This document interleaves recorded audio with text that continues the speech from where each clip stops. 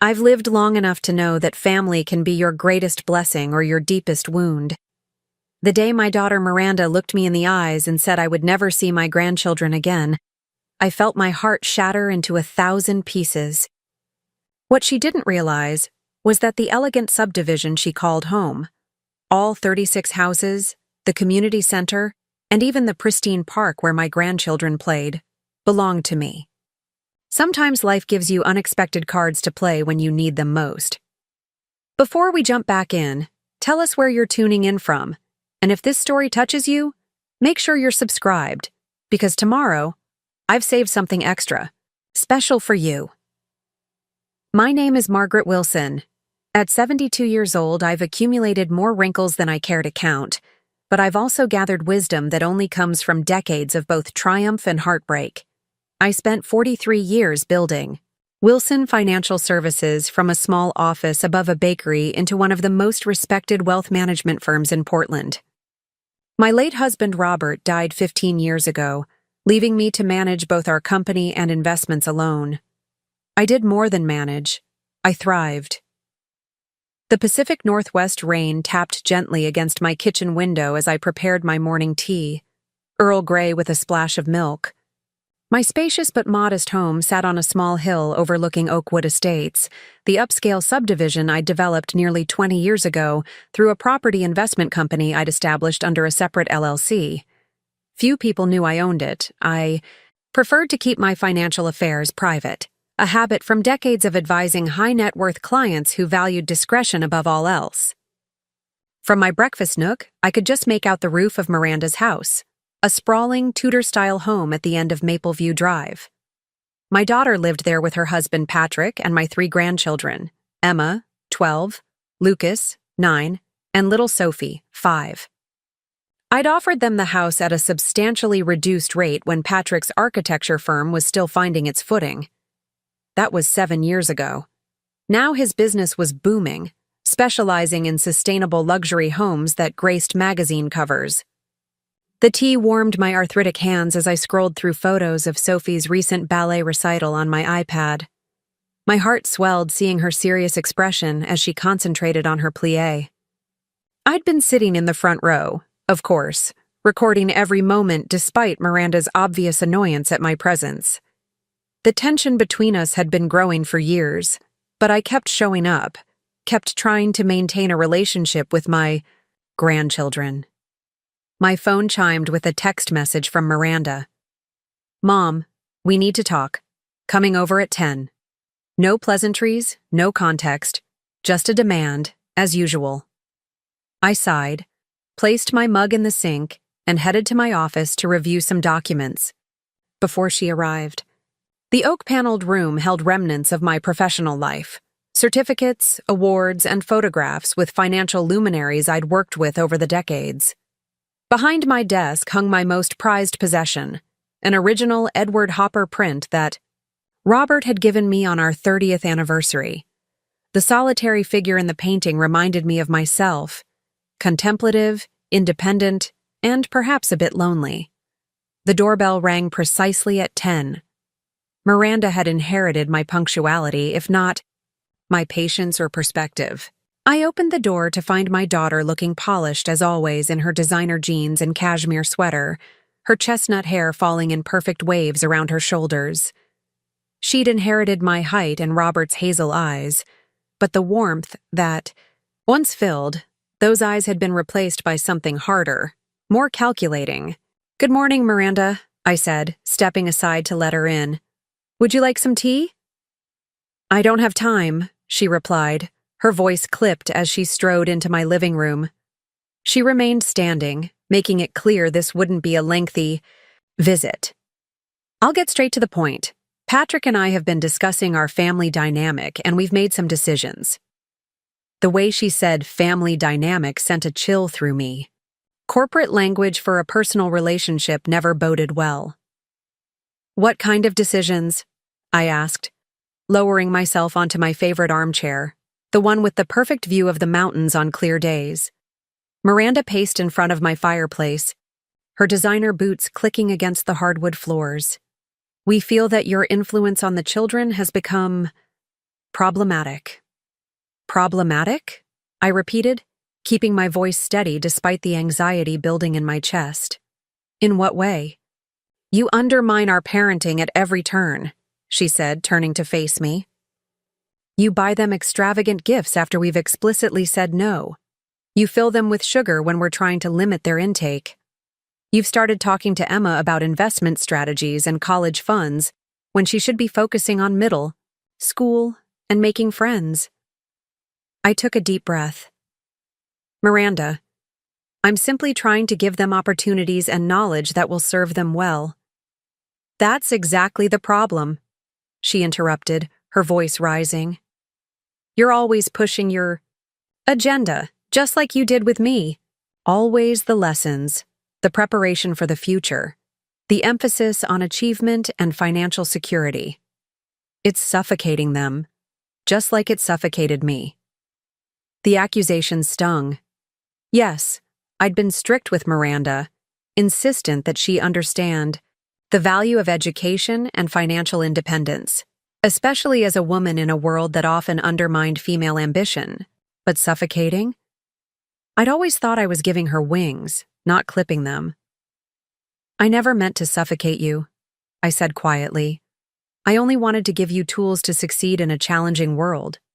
Miranda laughed, a harsh sound without humor. Well, I succeeded, didn't I? I have the perfect husband, the perfect house, the perfect children.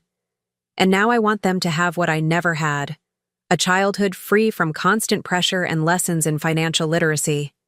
I wanted to point out that her perfect house had been partially my gift, that her children's private school tuition came from the trust fund I'd established, that her husband's first major client had been my referral. But I bit my tongue. Reminding her of these things would only widen the gulf between us. What exactly are you asking of me, Miranda? I finally said. She stopped pacing and looked directly at me, her jaw set in a determined line.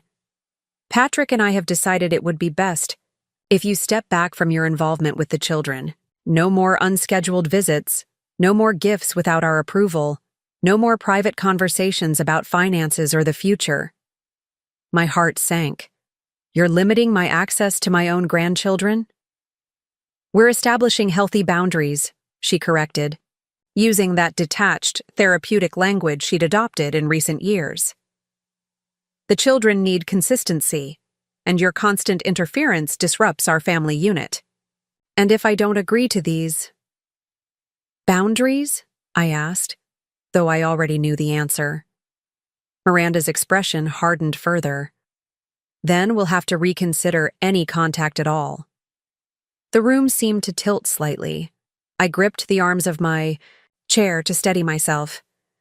You would keep my grandchildren from me entirely? Over some perceived overstepping? It's not perceived, Mother. It's real, and it's damaging. Her voice had that rehearsed quality that told me she'd practiced this conversation, probably with that family therapist she was always quoting. And yes, if you can't respect our rules, then you won't see them. It's that simple. Nothing about this felt simple. I thought of little Sophie's hand in mine as we fed ducks at the pond last weekend. Of Lucas showing me his science project with such pride in his eyes. Of Emma confiding in me about her dreams of becoming an architect like her father. The thought of losing those moments made my chest physically ache. I see, I said, struggling to keep my composure. And have you discussed this with the children? Do they understand why their grandmother is suddenly going to disappear from their lives? A flicker of uncertainty crossed Miranda's face before her expression hardened again. We'll explain it in an age-appropriate way. They'll understand that sometimes adults need to work through their differences. How convenient, I said, unable to keep the bitterness from my voice.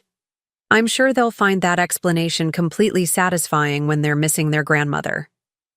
Miranda sighed dramatically, glancing at her watch.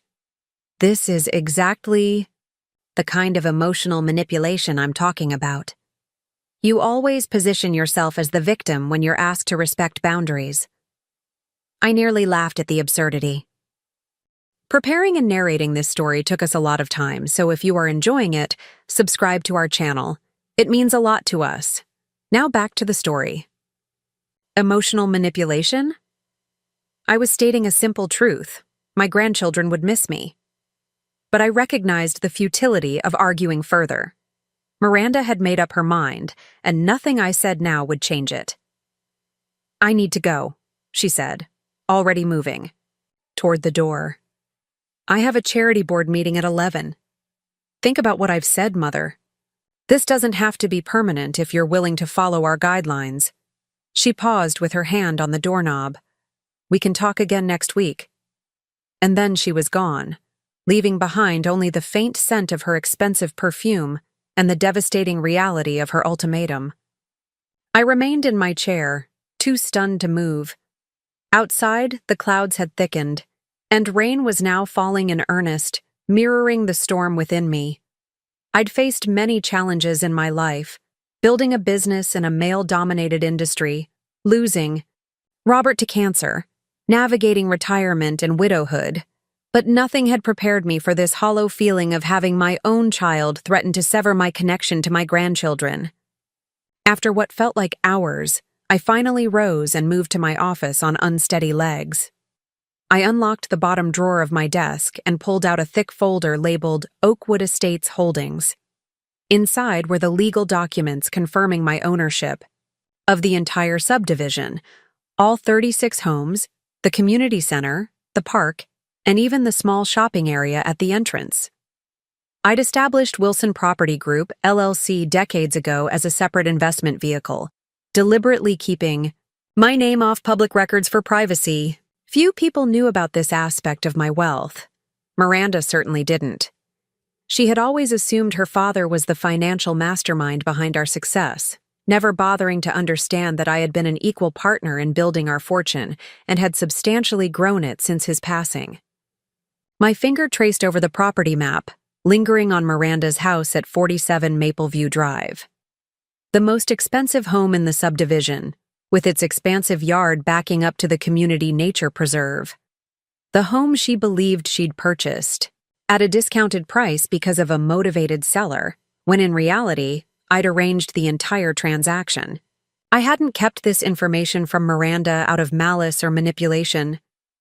I simply believed that financial independence was important, that she and Patrick needed to feel they'd achieved their success on their own merits. Perhaps that had been a mistake.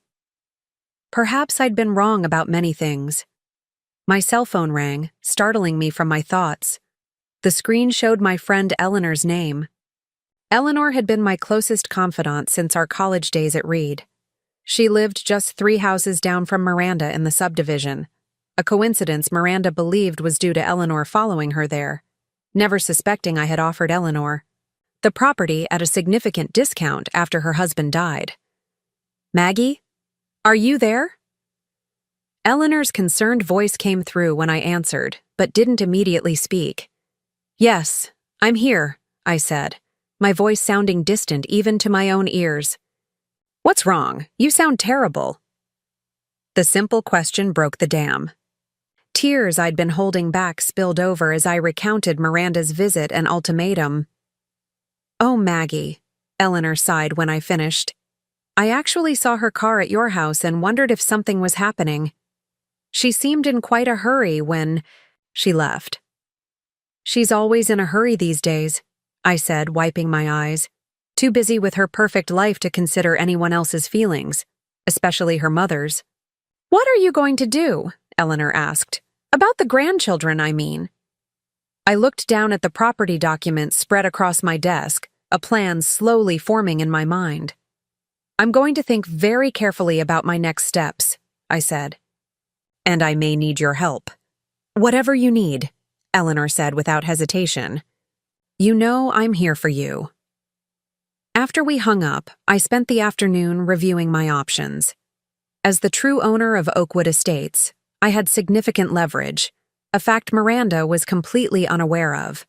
But wielding that power required careful consideration. I didn't want to destroy my relationship with my daughter. I wanted to repair it. I didn't want to use my ownership as a weapon, but perhaps as a way to open her eyes to some hard truths about independence, respect, and family. That evening, as darkness fell over the subdivision I'd created, I made a decision. I would not accept being erased from my grandchildren's lives. I would not allow Miranda's misguided resentment to sever the bonds I'd formed with Emma, Lucas, and Sophie. But neither would I storm in with threats and revelations that might cause irreparable damage. Instead, I would build my case carefully and strategically, gathering allies and evidence. I would give Miranda one chance to reconsider her position before I revealed the truth about who really controlled the roof over her head, the park where her children played, and the community she so proudly claimed as her own. I pulled out my address book and began making calls to other residents of Oakwood Estates, my tenants, though they didn't know it. Many were longtime friends who had no idea of my connection to the property. Others were newer residents who knew me only as Miranda's mother or as the elderly woman who chaired the community garden committee. By midnight, I had spoken with 12 families and arranged coffee with 3 key members of the Homeowners Association, an organization I technically owned but had always allowed to function independently. As I finally prepared for bed, I caught sight of my reflection in the bathroom mirror. The woman looking back at me appeared tired, the lines around her eyes deeper than usual. But there was also a familiar determination in her gaze, a spark that had built a financial empire from nothing. Miranda had never truly seen that woman, the strategist, the businesswoman, the survivor. She'd only seen the mother she believed had pushed too hard, expected too much. Soon, my daughter would come to understand that I was both, the mother who wanted the best for her children and the formidable woman who had created much more than she'd ever acknowledged. And if that understanding came with the revelation that her perfect independence was built on foundations I had laid, then perhaps that was a lesson she needed to learn. I turned off the light and slipped into bed, my mind still churning with plans. Tomorrow would be the first day of my careful campaign to reclaim my place in my grandchildren's lives, and unlike Miranda, I had the patience, resources, and determination to play the long game. As I drifted toward sleep, one thought provided surprising comfort. Miranda had always underestimated me. It was time she learned that was a serious mistake. The next morning dawned with surprising clarity for early autumn in Portland. I rose before the sun, a habit from decades in the financial world where early risers claimed the best opportunities. My morning ritual remained unchanged despite the emotional earthquake of yesterday. Stretching exercises for my arthritic joints, a light breakfast of steel-cut oats with blueberries, and a review of the financial markets on my tablet. But today, alongside the business section of the Portland Tribune, I opened a leather-bound notebook and began mapping out my strategy.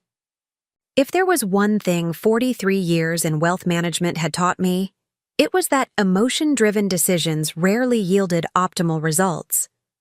I needed to approach this situation with the same analytical precision I'd applied to complex financial problems throughout my career. My doorbell rang precisely at 8:30.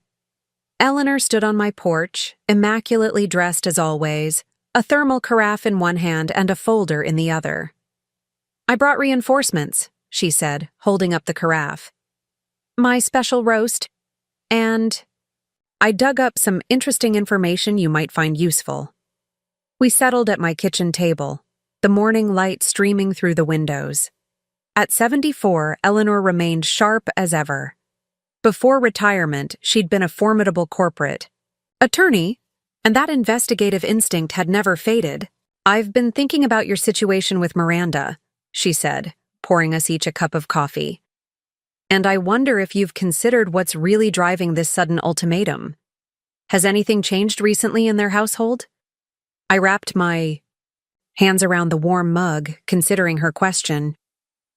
"Patrick's firm won that major sustainable design award last month. Miranda's been appointed to the board of the Portland Arts Foundation. On the surface, everything seems to be going well for them. Sometimes success creates its own pressures," Eleanor observed, especially when it's relatively new. She was right, of course.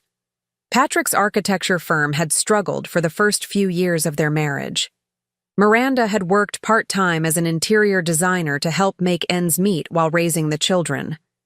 Their ascent to upper-middle-class comfort had been relatively recent and partially facilitated by my unseen support. "There's something else," Eleanor said, opening the folder she'd brought. "I've been keeping my ear to the ground at homeowners association meetings.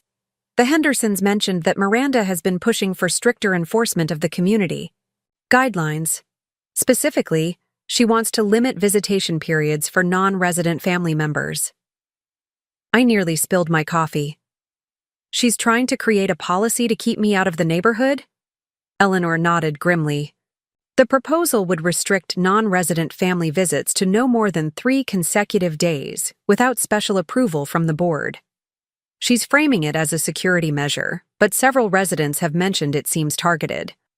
The calculated nature of Miranda's actions hit me like a physical blow. She wasn't just setting boundaries within her own home. She was attempting to institutionalize my exclusion from the entire community. "When is this proposal being voted on?" I asked, my voice steady despite the anger building inside me. "Next. Tuesday's meeting." Eleanor took a sip of her coffee. "Miranda doesn't know I'm aware of your ownership of the properties, of course. She's been quite condescending when explaining the proposal to me, suggesting at my age I might not understand modern security concerns." I couldn't help but smile at the irony. Miranda patronizing Eleanor, one of the sharpest legal minds I'd ever known, about rules for a community I actually owned. "Who else serves on the current board?" I asked, reaching for my notebook. "James Foster is president. You remember, the retired physician? Then there's Diane Abernathy, Miranda, of course, Richard Chan, and that young tech entrepreneur, Zoe something." "Zoe Levinson," I supplied. "Her daughter is in Sophie's ballet class. We've chatted at recitals." I made a few notes. How do they seem to be leaning on Miranda's proposal? James and Richard seem skeptical. Diane follows Miranda's lead on everything. Zoe hasn't indicated her position. Eleanor leaned forward. "But here's the interesting part. Miranda has been hosting little pre-meeting gatherings at her house. Very exclusive. I suspect she's building support for more than just this visitation policy." My pen paused over the paper. "What else?" "There's talk of extensive renovations to the community center, new restrictions on property modifications, substantial increases to the annual dues." Eleanor raised an eyebrow. "Changes that would require significant financial commitments from homeowners." The picture became clearer. Miranda wasn't just asserting control over her own family. She was positioning herself as a power broker in the community, a community she had no idea I controlled. "I need to attend that homeowners meeting," I said decisively. Eleanor looked concerned. "Miranda might see that as a direct challenge. It could escalate the situation with the grandchildren." "I won't be confrontational," I assured her. "I'll simply attend as a concerned community member. After all, many of the residents are friends I've known for years. It wouldn't be unusual for me to take an interest." We spent the next hour developing our approach. Eleanor would continue gathering information about Miranda's other initiatives. I would reconnect with key residents who might provide insight or support. We would both attend Tuesday's meeting, but separately, to avoid raising suspicions. Eleanor prepared to leave. She paused at the door. "Maggie, have you considered the possibility that you might have to reveal your ownership of the subdivision? That's a significant card to play." I nodded solemnly. "It's my nuclear option. Eleanor, I'll only use it if absolutely necessary. I want Miranda to recognize my place in my grandchildren's lives because she understands its value to them, not because I've forced her hand with property rights." After Eleanor left, I dressed carefully in a casual but elegant outfit, tailored Navy slacks, a crisp white blouse, and my favorite jade pendant that Robert had brought back from a business trip to Hong Kong decades ago. If I was going to begin making strategic appearances around the community, I wanted to project confidence and composure. My first stop was the small shopping plaza at the entrance to Oakwood Estates. The Morning Brew Cafe served as the unofficial community hub, a place where residents gathered to exchange news and opinions. The owner, Gabriella, had been one of my first tenants when I developed the commercial spaces 15 years ago. Though like most, she believed she was leasing from an anonymous property management company. The cafe was bustling with mid-morning customers when I arrived. Gabriella spotted me from behind the counter and immediately came over to greet me with a warm hug. "Mrs. Wilson, it's been too long since you visited us," she said, leading me to a small table by the window. "I've been keeping to myself a bit lately," I admitted. "But I've missed your cinnamon scones." "Say no more." Gabriella winked, disappearing briefly, before returning with a still warm scone and a pot of Darjeeling tea. On the house for one of my favorite customers. As I enjoyed my tea, several residents stopped by my table to chat. Martin and David Lee, a retired couple who lived near the community garden, updated me on this year's harvest. Catherine Fleming, a young mother of twins, thanked me again for the developmental toys I'd sent when her babies were born. Even the usually reserved Dr. Foster paused to inquire about my health and mentioned he was looking forward to seeing me at community events again. In each conversation, I gently steered the topic toward the upcoming homeowners meeting and the proposed changes. The reactions were illuminating. Most residents seemed unaware of the details of Miranda's visitation policy proposal, but several expressed concern about rumors of increased fees and restrictions. "Between us," Dr. Foster said in a lowered voice, "I'm not convinced these changes are necessary. The community has functioned well for years with our current guidelines, but Miranda can be quite persuasive." I nodded understandingly. "Change isn't always improvement, is it, James? Especially when something is working well already." He seemed relieved by my response. "Precisely. Perhaps you could attend the meeting? You've always had a practical perspective on these matters." "I'll do my best to be there," I promised, suppressing a smile at how perfectly he'd played into my plans. By noon, I'd spoken with 7 influential community members, planting subtle seeds of doubt about the necessity of Miranda's proposals without directly criticizing my daughter. It was a delicate balance. I needed to build opposition to her restrictive policies without turning neighbors against her personally. As I prepared to leave, Gabriella approached with a small package of additional scones for later. She hesitated, then spoke in a hushed tone. "Mrs. Wilson, I hope you don't mind me mentioning this, but your granddaughter Sophie was here yesterday, with her nanny. She seemed quite upset, asking when she would see you again. The nanny tried to distract her, but—" Gabriella shrugged sympathetically. "Children notice more than adults think." My heart tightened. "Thank you for telling me, Gabriella. Sophie and I are very close." "We all know what a wonderful grandmother you are," she said firmly. "The children from the subdivision love when you host cookie decorating at Christmas and your garden tours in the spring. It would be a shame if those traditions ended." I clutched the package of scones, fighting back sudden tears. In my strategic planning, I'd momentarily lost sight of the immediate emotional impact on my grandchildren. Sophie was asking for me. She was confused and hurt by my sudden absence. "The traditions won't end," I assured Gabriella with newfound determination. "Some things are too important to lose." I left the cafe with renewed purpose and a modified plan forming in my mind. The homeowners' meeting was still days away. I couldn't wait that long to establish some form of contact with my grandchildren. Back at home, I retrieved a carved wooden box from my office shelf. Inside were 3 small jade pendants, similar to the one I wore but sized for children. I'd purchased them years ago, planning to give them to my grandchildren when they were older But circumstances had changed. I carefully wrapped each pendant in tissue paper and placed them in individual gift boxes with handwritten notes. For Emma, the eldest, strong women know their own worth. Wear this as a reminder of yours. For Lucas, your curious mind will take you far. This stone represents wisdom. And for Sophie, remember that Grandma's love is always with you, just like this special stone. Next, I selected 3 books from my library, thoughtfully chosen for each child's interests and reading level. For Emma, a beautifully illustrated biography of pioneering women architects. For Lucas, an engaging book about the natural sciences. For Sophie, a collection of fairy tales featuring brave, kind heroines. I hesitated before packaging these gifts.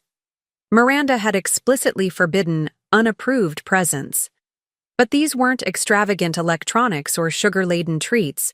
They were meaningful keepsakes and educational books. Still, delivering them required careful consideration. I couldn't take them to Miranda's house directly. That would provoke an immediate confrontation.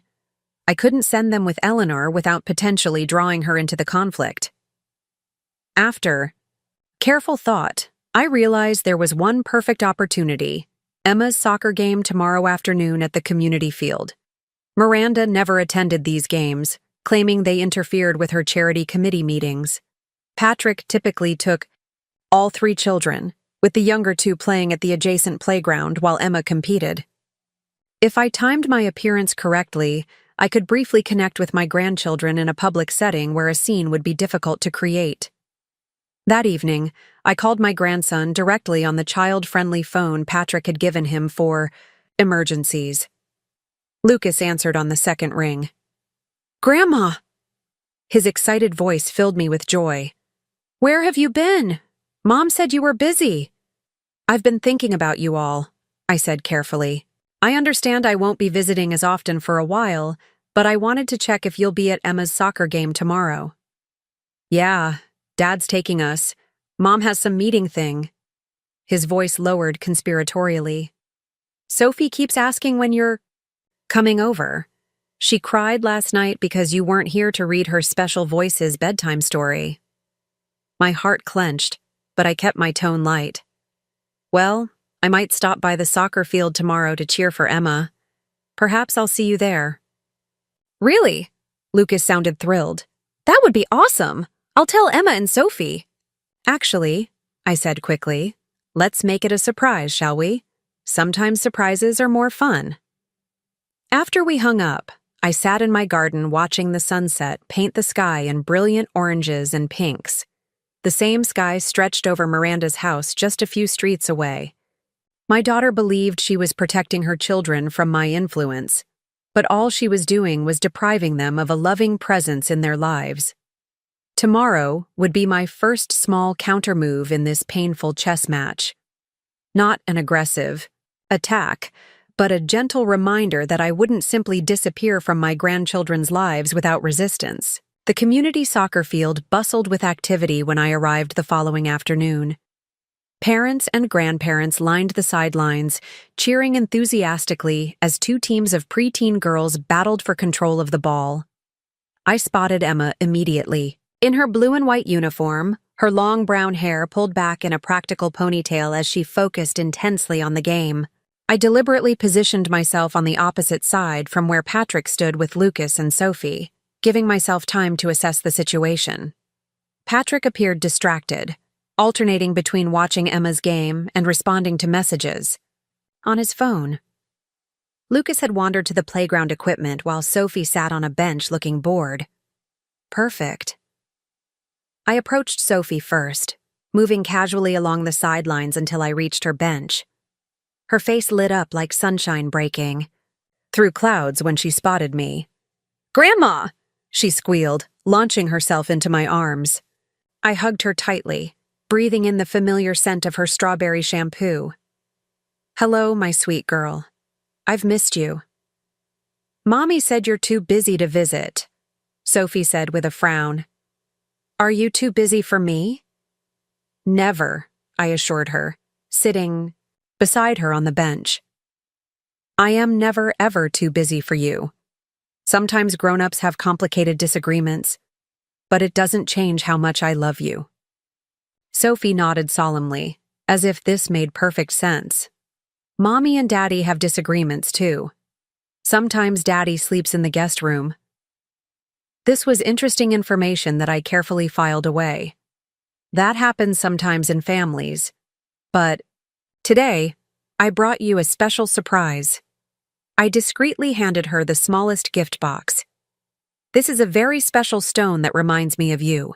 You can keep it somewhere safe or wear it, but it means that my love is always with you. Sophie's eyes widened as she opened the box and discovered the jade pendant. It's so pretty, like your necklace. Exactly like mine, I smiled. Now, could you quietly let Lucas know I'm here? I have something for him too. Sophie nodded eagerly and skipped toward the playground. Moments later, Lucas approached, trying to act casual but unable to contain his grin. Hey, Grandma, he said, attempting to sound nonchalant as he sat beside me. Cool that you could make it. I squeezed his shoulder affectionately. I wouldn't miss Emma's game, and I brought you something. I handed him his package. This made me think of you. Lucas unwrapped the book first, his eyes lighting up at the cover. Awesome. Dad and I were just talking about getting something like this. Then he opened the small jewelry box, looking slightly confused at the jade pendant. It's a symbol of wisdom, I explained. In many cultures, jade represents knowledge and protection. I thought you might appreciate having something meaningful, rather than just another toy. To my surprise, Lucas immediately slipped the leather cord over his head, tucking the pendant beneath his t-shirt. Thanks, Grandma. I'll wear it when Mom's not looking. His expression turned serious. She's been weird lately. Says we need to be more independent from outside influences. Are you an outside influence? I'm your grandmother, I said simply. Nothing can change that. Lucas nodded, seemingly satisfied with this answer. I should get back before Dad notices I'm gone too long. Will you come to my science fair next month? I'll do my very best, I promised, not wanting to make commitments I couldn't keep. As Lucas returned to the playground, I shifted my attention to Emma's soccer game. Her team was ahead by 1 goal, and Emma was playing defense with impressive skill and determination. I felt a surge of pride watching her confidently direct her teammates, showing leadership qualities beyond her 12 years. At halftime, Emma jogged over to get water from Patrick. I saw the moment she noticed me. Her eyes widened, and she glanced anxiously at her father before making her way around the field toward me. Grandma? She approached cautiously, her expression a mixture of joy and concern. Does Mom know you're here? I came to watch you play, I said, deliberately not answering her question. You're doing brilliantly out there, a natural leader. Emma's posture relaxed slightly, but her eyes remained wary. Mom said we're not supposed to see you unless she arranges it. I understand your mother has concerns, I said carefully, but I'm simply attending a community soccer game, which happens to feature my talented granddaughter. Emma glanced over her shoulder at Patrick, who was still occupied with his phone while keeping a loose eye on the younger children. Things have been weird at home, she confided. Mom's been having these dinner parties with people from the homeowners association. She gets really stressed about them being perfect, and she and Dad argue more. Growing up can be complicated, I acknowledged. Sometimes parents go through phases where they're figuring things out too. Yeah, but... Emma hesitated. Mom keeps saying we need to focus on the right relationships and influences, that some people want to control us through their money and expectations. She looked directly at me. I think she means you. The perceptiveness of children never ceased to amaze me. Your mother and I have different perspectives on certain things, I said carefully. But my love for you has no strings attached. I brought you something. A few things, actually. I handed her the package with the book and pendant. Emma opened it more cautiously than her siblings had, examining the architecture book with genuine interest, but studying the jade pendant with suspicion. Is this expensive? It's meaningful, I corrected. I have one very similar. I thought, you might like to have something that connects us, even when we can't see each other as often. She turned the pendant over in her palm, considering.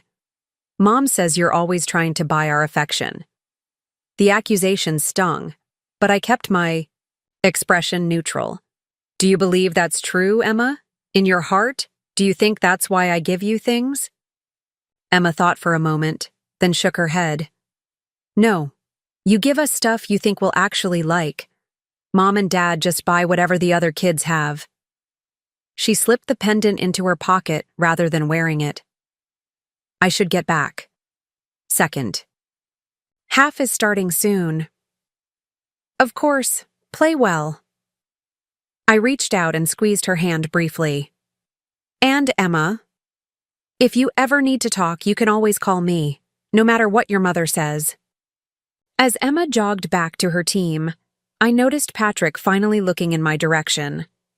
His expression registered surprise, then concern, but not anger. He gave me a slight nod of acknowledgement before turning his attention back to the younger children. That small gesture gave me hope. Perhaps Patrick wasn't fully aligned with Miranda's extreme position. It was something to explore further. I remained for the rest of the game, cheering appropriately when Emma's team scored again. As the families began to disperse afterward, I deliberately made my exit before Patrick could approach me with the children. This brief contact had accomplished what I needed, reassuring my grandchildren of my continued presence in their lives without directly challenging Miranda's authority. As I walked back to my car, I felt someone fall into step beside me. It was Richard Chan, one of the Homeowners Association board members Eleanor had mentioned. Mrs. Wilson, he greeted me politely. Good to see you supporting the community teams. Emma plays very well, I replied. I wouldn't miss it. Richard nodded, then lowered his voice. I understand there may be some family tension regarding your role in the community. I wanted you to know that not everyone agrees with the proposed restrictions. I maintained a neutral expression, though inwardly I was surprised by his directness. I appreciate that, Richard. I've been part of Oakwood Estates for a long time. Longer than most realize, he said with a meaningful look. My firm handled some of the original development paperwork. I've always respected your decision to remain anonymous. My steps faltered slightly. Richard knew about my ownership? This was unexpected. He smiled reassuringly. Don't worry, your secret has been safe with me for 15 years. I simply wanted you to know that should you choose to attend Tuesday's meeting, you would have support from some board members. Thank you, Richard, I said carefully. That's good to know. As he walked away, I processed this new information. Richard Chan knew about my ownership of the subdivision, but had kept that knowledge private for years. He was offering an alliance against Miranda's proposals without requiring me to reveal my ownership publicly. The chessboard had just become more complex and potentially more advantageous for my position. When I returned home, I found Eleanor waiting on my porch with a large envelope and a concerned expression. I've been trying to reach you, she said as I unlocked the door. Something's happened that you need to know about. Once inside, Eleanor spread several documents across my kitchen table. These were anonymously delivered to my mailbox this morning. They're copies of emails between Miranda and an attorney specializing in elder law and conservatorships. My blood ran cold as I scanned the documents. The emails detailed Miranda's inquiries about having me declared mentally incompetent to manage my own affairs, with references to increasing signs of poor judgment and financially irresponsible decisions. She's building a case to take control of my assets, I said, my voice barely above a whisper. The betrayal cut deeper than I could have imagined. It appears so, Eleanor confirmed grimly. And based on these dates, she's been planning this for months. long before yesterday's confrontation about the grandchildren. I sank into a chair, trying to process this new dimension of Miranda's betrayal. My own daughter wasn't just trying to cut me off from my grandchildren. She was actively plotting to seize control of my finances under the guise of protecting me from myself. "Does she have any idea about Oakwood Estates?" I asked, trying to think clearly through the shock. "I don't believe so," Eleanor said. "These emails reference your retirement accounts and primary residence. There's no mention of property, investments, or the LLC." I took a deep breath, forcing myself to think strategically rather than emotionally. Who would have access to these emails? And why send them to you rather than directly to me? Eleanor considered this. It could be someone from her attorney's office with ethical concerns, or perhaps someone close to Miranda who disagrees with her approach. She hesitated. Possibly even Patrick. These confrontational tactics don't seem like his style. The thought that Patrick might be trying to warn me provided a glimmer of hope in an otherwise devastating revelation. He had always been more reasonable than Miranda, more willing to see multiple perspectives. If he was beginning to question her actions, that could be significant. "What's your next move?" Eleanor asked quietly. I gathered the scattered documents into a neat pile, my resolve hardening. Tuesday's homeowners meeting has just taken on much greater importance. Miranda isn't just trying to limit my access to the community. She's laying groundwork for a larger power play. "Will you reveal your ownership?" Eleanor pressed. I shook my head. "Not yet. First, I need to understand exactly who I can trust." Richard Chan approached me at the soccer field today. Apparently, he's known about my ownership for years. Eleanor's eyebrows shot up. "That's unexpected. Could he be the one who sent these?" "Possibly. Or it could be someone else entirely." I stood and moved to the window, looking out toward the community I had built. Before I make my final decision, I need more information, and I need to speak with Patrick privately. Arranging a private meeting with Patrick proved easier than I anticipated. The following morning, I sent a text message directly to his personal phone. "Patrick, I need to speak with you about a matter that affects both our family and your professional reputation. Can we meet privately? No accusations, just information you should have. Margaret." His response came within 10 minutes. "Hendrick's Coffee downtown, 1 p.m. I have a client meeting nearby." The directness of his reply suggested he had been expecting, perhaps even hoping for, this contact. I spent the morning reviewing the conservatorship documents Eleanor had provided, making careful notes of dates, specific language, and the name of the attorney Miranda had consulted. Knowledge was power, especially when dealing with legal maneuvers. Hendrick's Coffee occupied the ground floor of a renovated industrial building in Portland's Pearl District. The exposed brick, soaring ceilings, and carefully distressed furniture created an atmosphere of cultivated casualness that appealed to the architects and designers who frequently held informal meetings there. I arrived 15 minutes early, selecting a corner table that offered both privacy and a clear view of the entrance. Patrick arrived precisely at 1, dressed in the architect's uniform of a charcoal blazer over a simple black t-shirt, designer glasses framing his thoughtful face. At 43, he retained the lean build and attentive demeanor that had first attracted Miranda 15 years ago. As he approached my table, I noted the shadows beneath his eyes and the tension in his shoulders. Whatever was happening in Sao, their household was taking its toll on him as well. "Margaret," he greeted me with a quick kiss on the cheek before sitting down. "Thank you for reaching out." "Thank you for coming," I replied. "I ordered you a cortado. You still take it that way?" A flicker of surprise crossed his face at this small consideration. "Yes, thank you." He took a careful sip, then set the cup down and met my gaze directly. "I assume this is about Miranda's decision regarding your visits with the children." "Partly," I acknowledged. But there's more to discuss. Patrick, before we begin, I want to know where you stand on this restriction. Is this a united front or Miranda's initiative? Patrick's gaze dropped to his cup. He was silent for a long moment before answering. It's complicated. Miranda believes she's protecting the children from what she sees as unhealthy dynamics. I think she's overreacting, but... He sighed. Our marriage has been strained lately.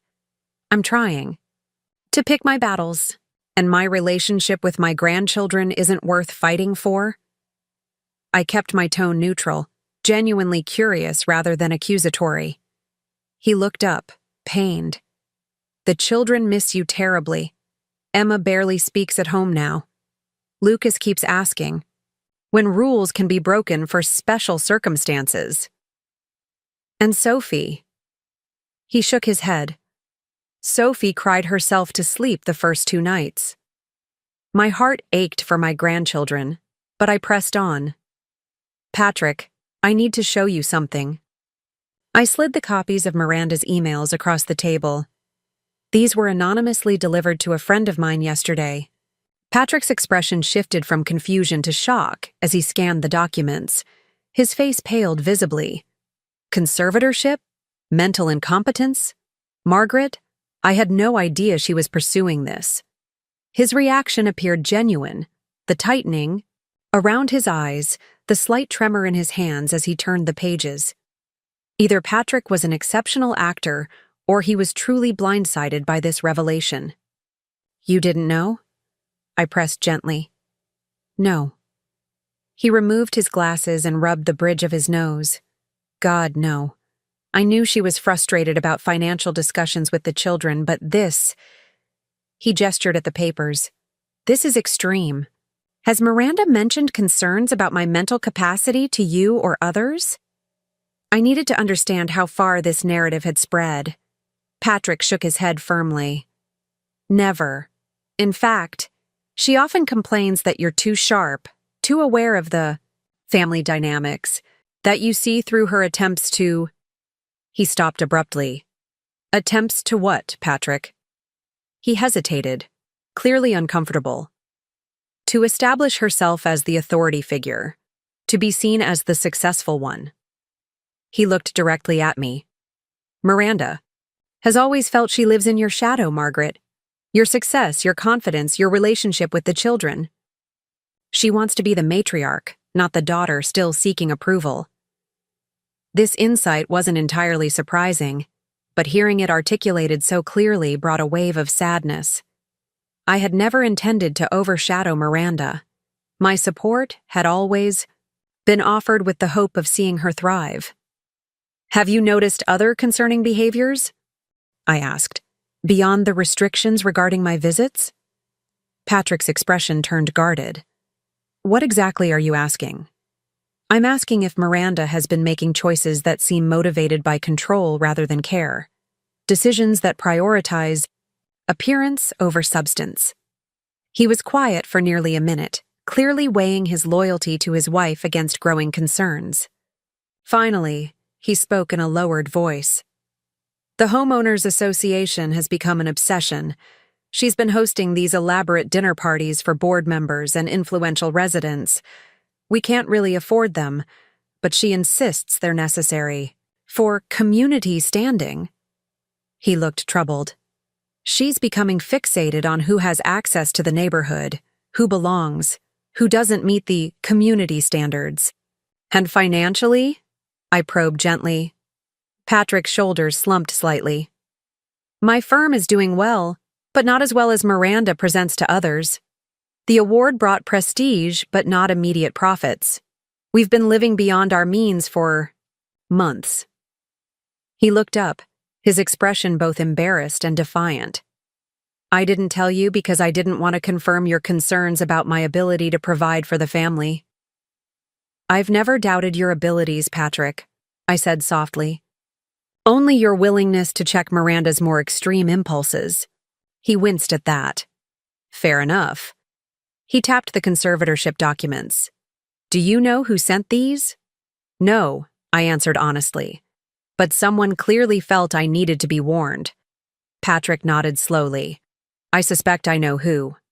At my questioning, "Look," he explained, "Miranda's assistant at the foundation, Tessa. She's been uncomfortable with some of Miranda's recent behavior. She mentioned ethical concerns when she gave notice last week." That was valuable information. Tessa might be another potential ally, or at least a source of insight into Miranda's plans. "There's something else you should know," Patrick continued, his voice dropping even lower. "Miranda has been discussing a significant renovation of our home with a contractor. Premium materials, expanded footprint, high-end finishes. When I questioned how we would pay for it, she said not to worry, that soon we would have access to family resources that had been unnecessarily tied up." A chill ran through me. The implication was clear. Miranda was already planning how to spend my money once she gained control of it. "One last question," I said carefully. "Has Miranda ever mentioned anything about the ownership of Oakwood Estates? The subdivision itself?" Patrick looked puzzled. "Only that the development is managed by some investment group. She's complained, occasionally, about not being able to meet the actual owners to discuss her vision for community improvements." He studied my face. "Why do you ask?" I made a split-second decision. "Patrick, what I'm about to tell you must remain in absolute confidence. Not even the children can know yet." He straightened, his full attention engaged. "Of course. I own Oakwood Estates. All of it. The residential properties, the commercial spaces, the community center. Everything. I developed it 20 years ago through a separate LLC that deliberately keeps my name off public records." Patrick stared at me, stunned into silence. After several moments, he managed, "The entire subdivision? Miranda has no idea?" "No one does, except my attorney, Eleanor Thompson, and apparently Richard Chan from the homeowners board." I watched his face carefully. "And now, you." Patrick ran a hand through his hair, processing this revelation.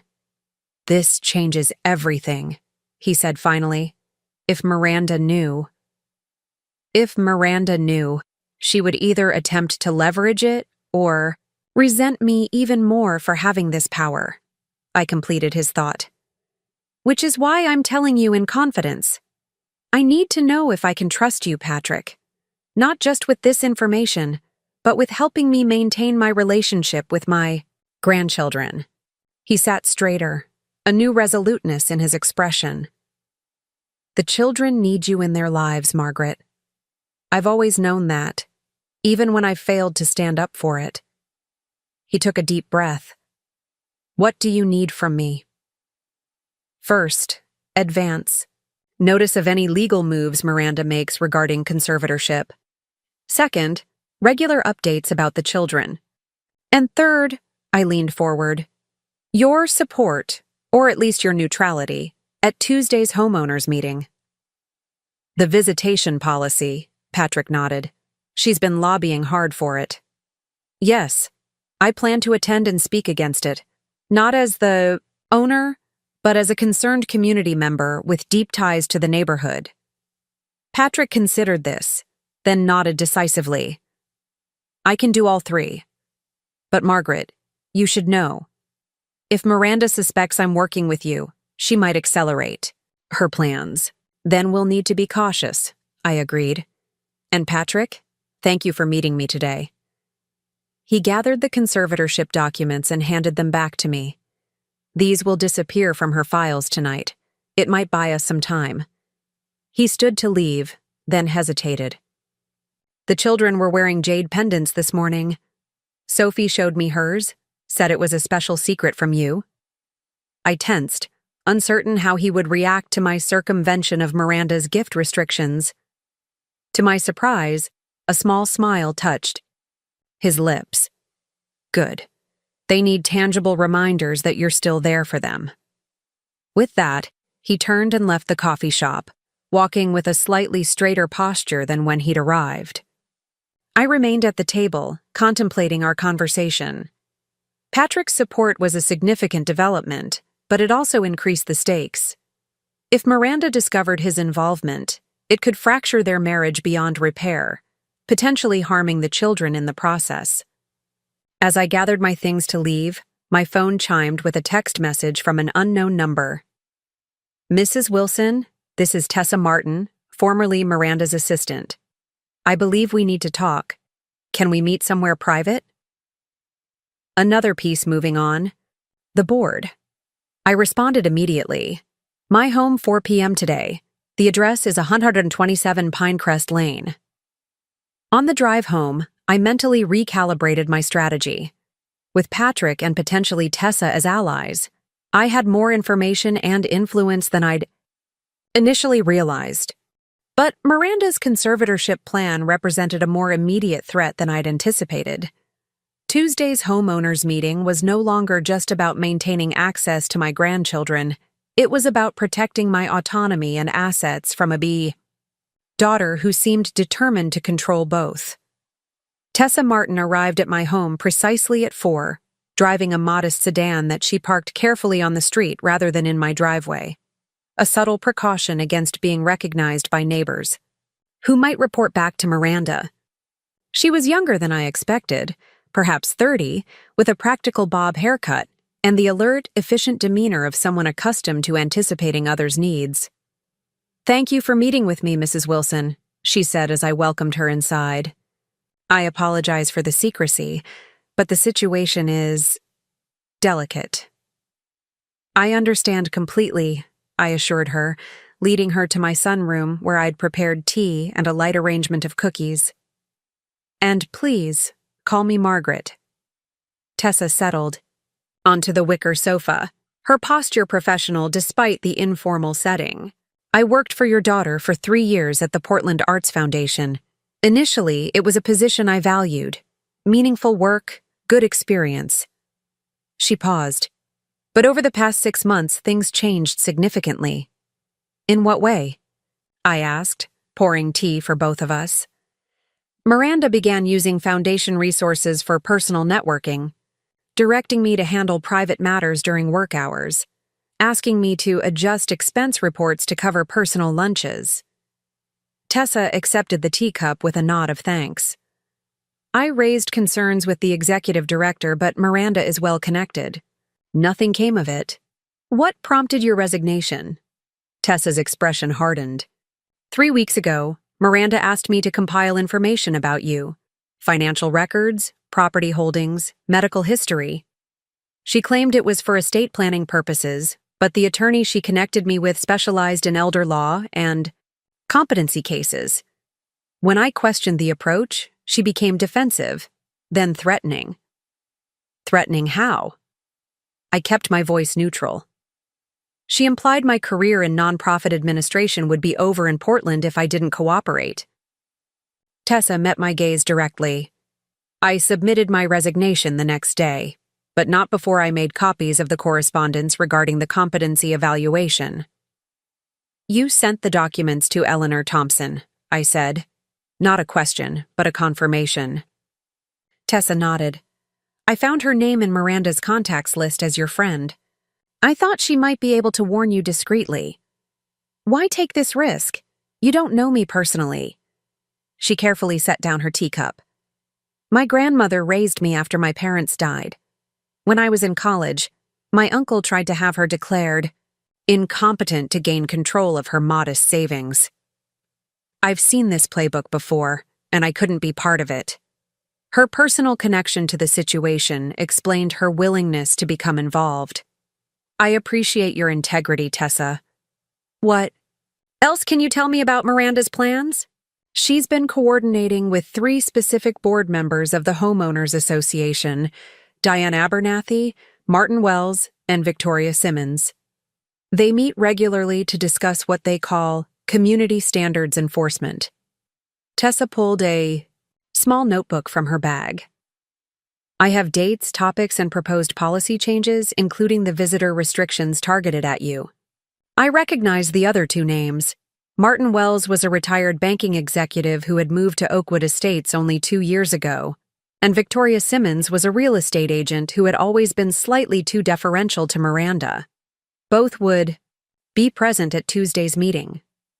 There's more, Tessa continued. Miranda has been discussing property values and investment potential with these board members. She's particularly focused on the community center renovation as a way to justify significant increases in association fees. To what end? I wondered aloud.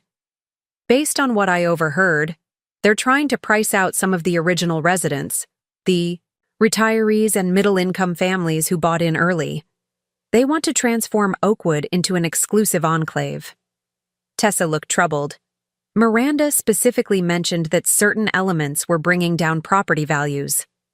The implications were disturbing. Miranda wasn't just trying to exclude me. She was attempting to reshape the entire community into a more elite, exclusive environment. The diverse, multi-generational neighborhood I'd carefully designed was being targeted for improvement by my own daughter. The meeting on Tuesday, I said. What do you know about their strategy?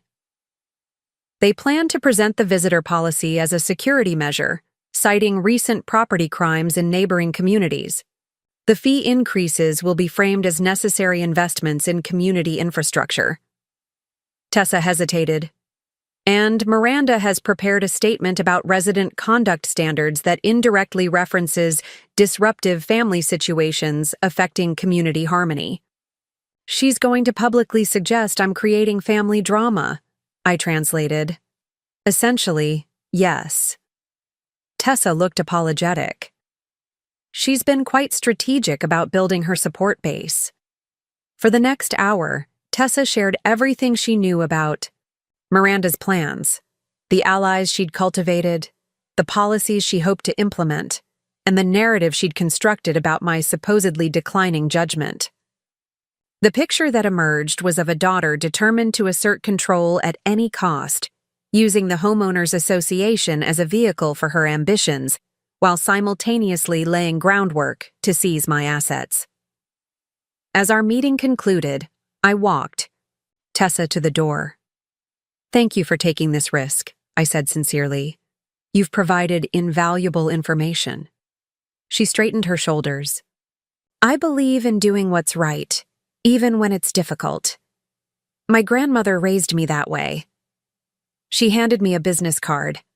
I've included my personal contact information. Please let me know if there's anything else I can do to help. After Tessa departed, I immediately called Eleanor to update her on both conversations. Her response was characteristically direct. Miranda has overplayed her hand, she declared firmly. The conservatorship attempt is legally dubious given your obvious competence, and her homeowners association manipulation would collapse instantly if your ownership were revealed. But revealing my ownership is a nuclear option, I reminded her. It would destroy any chance of reconciliation with Miranda. Is reconciliation still your goal? Eleanor challenged gently. Or is protecting your grandchildren and your assets from her controlling behavior more important now? It was a fair question. My initial objective had been to maintain my relationship with my grandchildren while preserving family harmony. But Miranda's conservatorship plan changed the equation.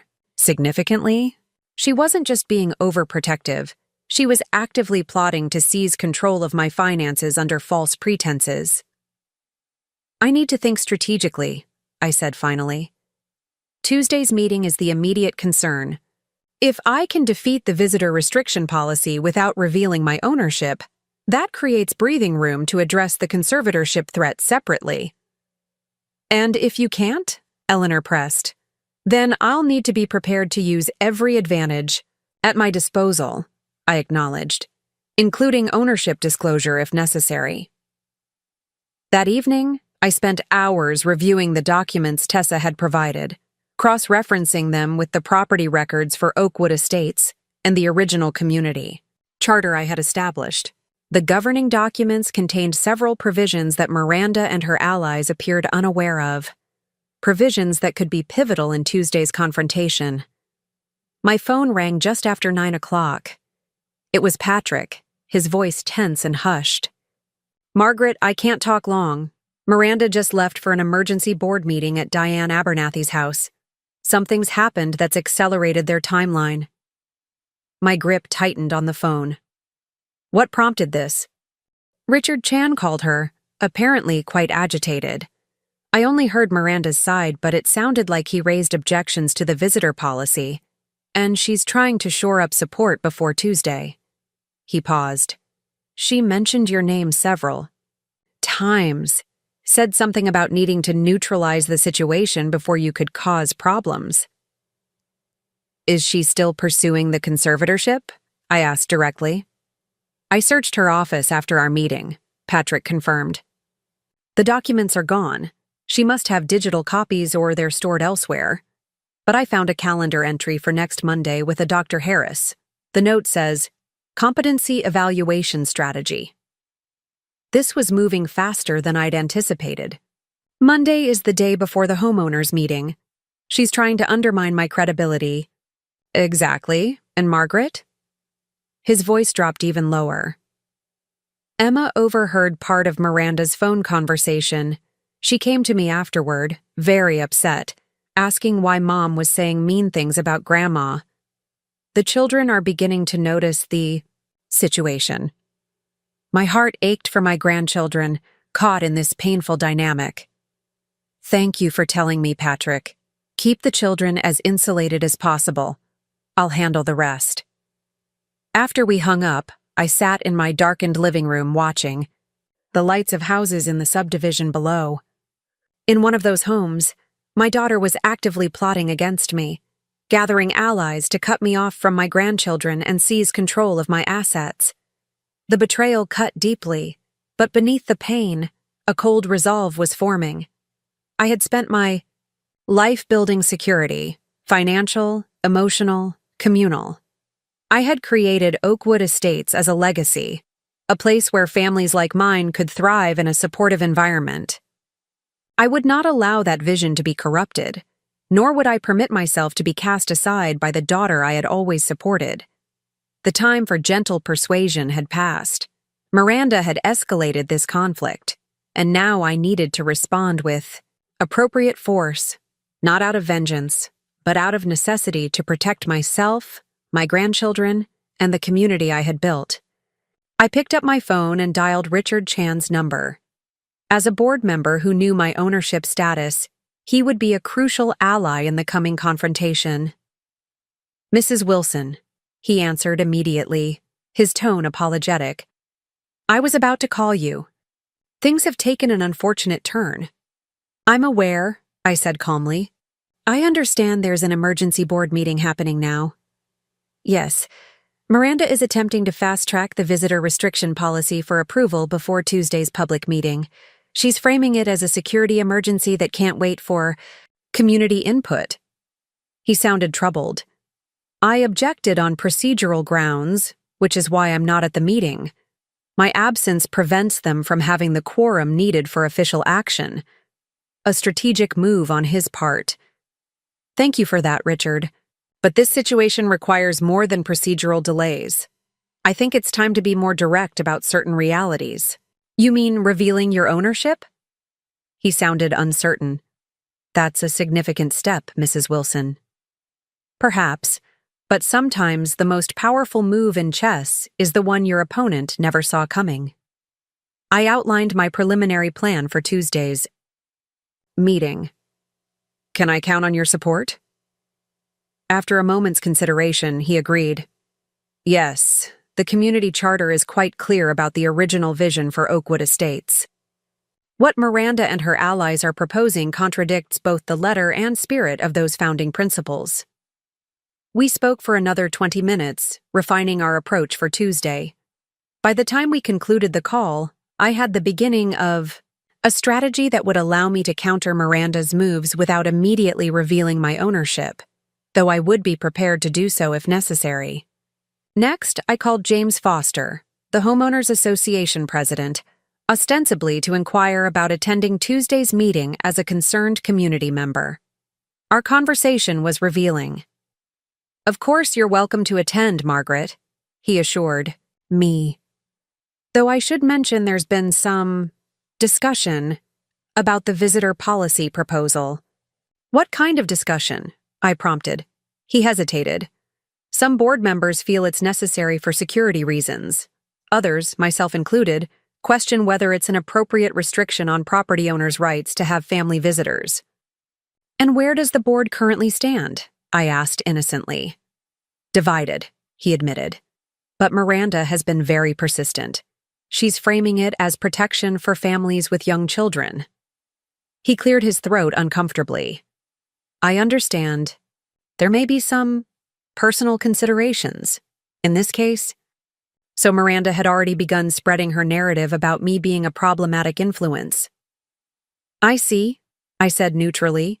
Well, I look forward to sharing my perspective as a longtime community member on Tuesday.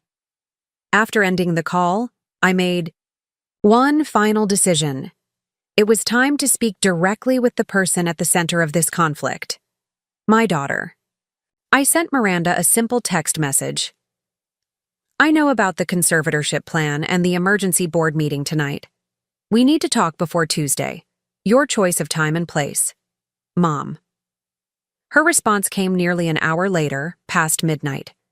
My office at the foundation, 9 a.m. tomorrow. Come alone. The directness of her message confirmed what I already suspected. Miranda was no longer pretending. The conflict between us had moved into the open, and tomorrow would be our first direct confrontation. As I prepared for bed, I checked my email one last time and found a message from Eleanor with a subject line that made my breath catch. Competency Evaluation Documentation. She had obtained copies of the forms Miranda had prepared for Dr. Harris, including a detailed narrative of my supposedly concerning behaviors. According to Miranda's account, I was exhibiting paranoid tendencies, excessive fixation on the grandchildren, reckless financial decisions, and inappropriate interference in family boundaries. She had carefully constructed a case designed to raise red flags with any evaluating physician, particularly one who was only hearing her version of events. The calculated nature of her approach left me both heartbroken and coldly furious. This was my daughter, whom I had raised alone after Robert's death, whom I had supported through college and early marriage, whose family I had helped establish in a beautiful home in a community I had built myself. And now she was attempting to declare me incompetent to gain control of my assets and permanently sever my bond with my grandchildren. Tomorrow's meeting would not be an attempt at reconciliation. It would be a confrontation between two women who had fundamentally different understandings of family, power, and respect. I needed to be prepared for anything Miranda might say or do, and I needed to be ready to defend myself with whatever tools were necessary. As I finally closed my eyes that night, I reminded myself that this fight wasn't just about my relationship with Miranda. It was about protecting my grandchildren from her controlling behavior, preserving my financial autonomy, and safeguarding the inclusive community vision that had guided the development of Oakwood Estates. Some battles were worth fighting, no matter how painful. This was one of them. The Portland Arts Foundation occupied a renovated Victorian mansion in the city's cultural district. In the early morning light, the building's ornate facade seemed almost theatrical, an appropriate setting for the confrontation ahead.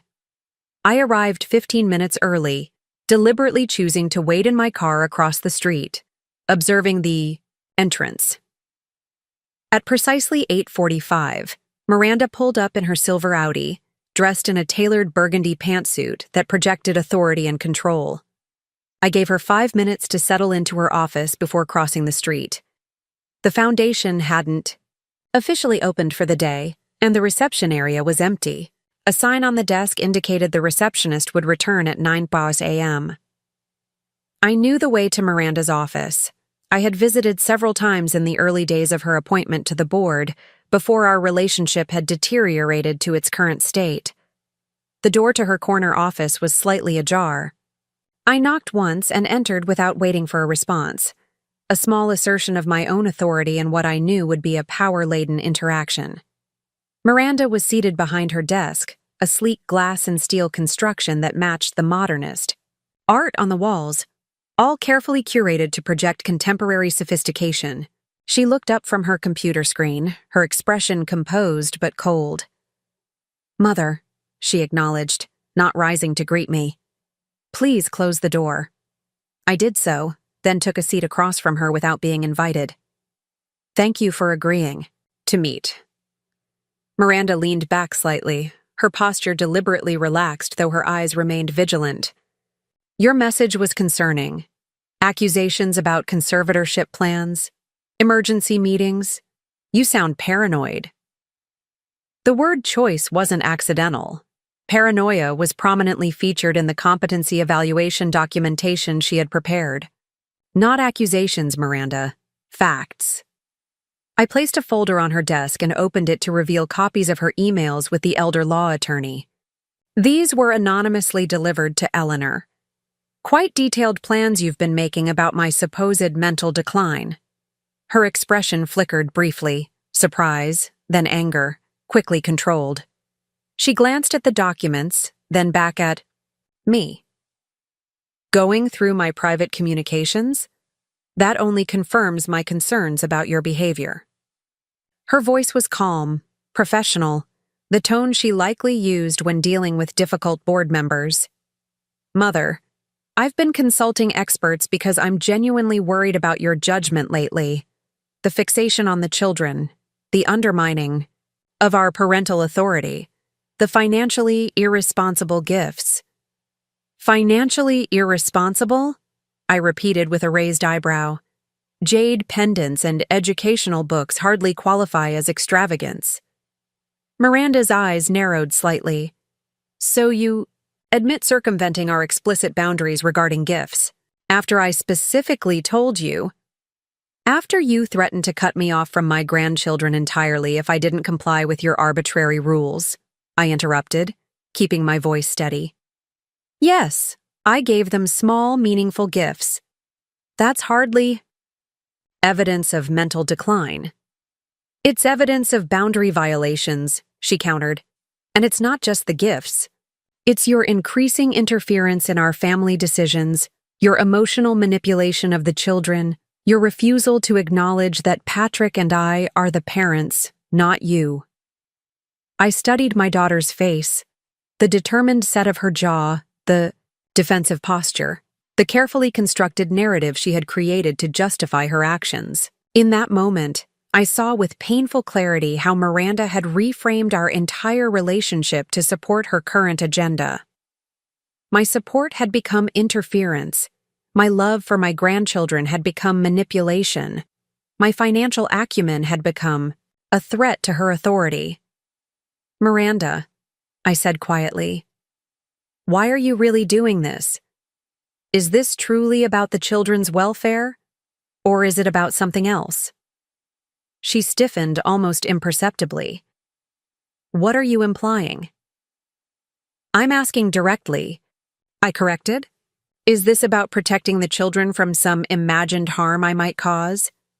Or is it about controlling access to resources, both emotional and financial?" "That's absurd," she dismissed, but a slight flush had risen to her cheeks. "We're establishing healthy family boundaries and ensuring you receive appropriate care as you age." "Appropriate care," I repeated. "Such as having my financial autonomy stripped away through a manufactured competency evaluation? Scheduled for Monday, I believe, with Dr. Harris." This time, Miranda couldn't conceal her shock. Her eyes widened momentarily before she regained control. "You've been spying on me." "I've been protecting myself," I countered, "just as you claim to be protecting your family. The difference is, Miranda, I'm responding to real actions you've taken, not invented scenarios about declining mental capacity." Miranda stood abruptly, walking to the window that overlooked the foundation's manicured gardens. When she spoke again, her voice had hardened. "You've always thought you knew best. Always been so certain of your superior wisdom, your financial brilliance, your perfect grandmothering." She turned to face me. "Do you have any idea what it's like to grow up in the shadow of Margaret Wilson, financial genius?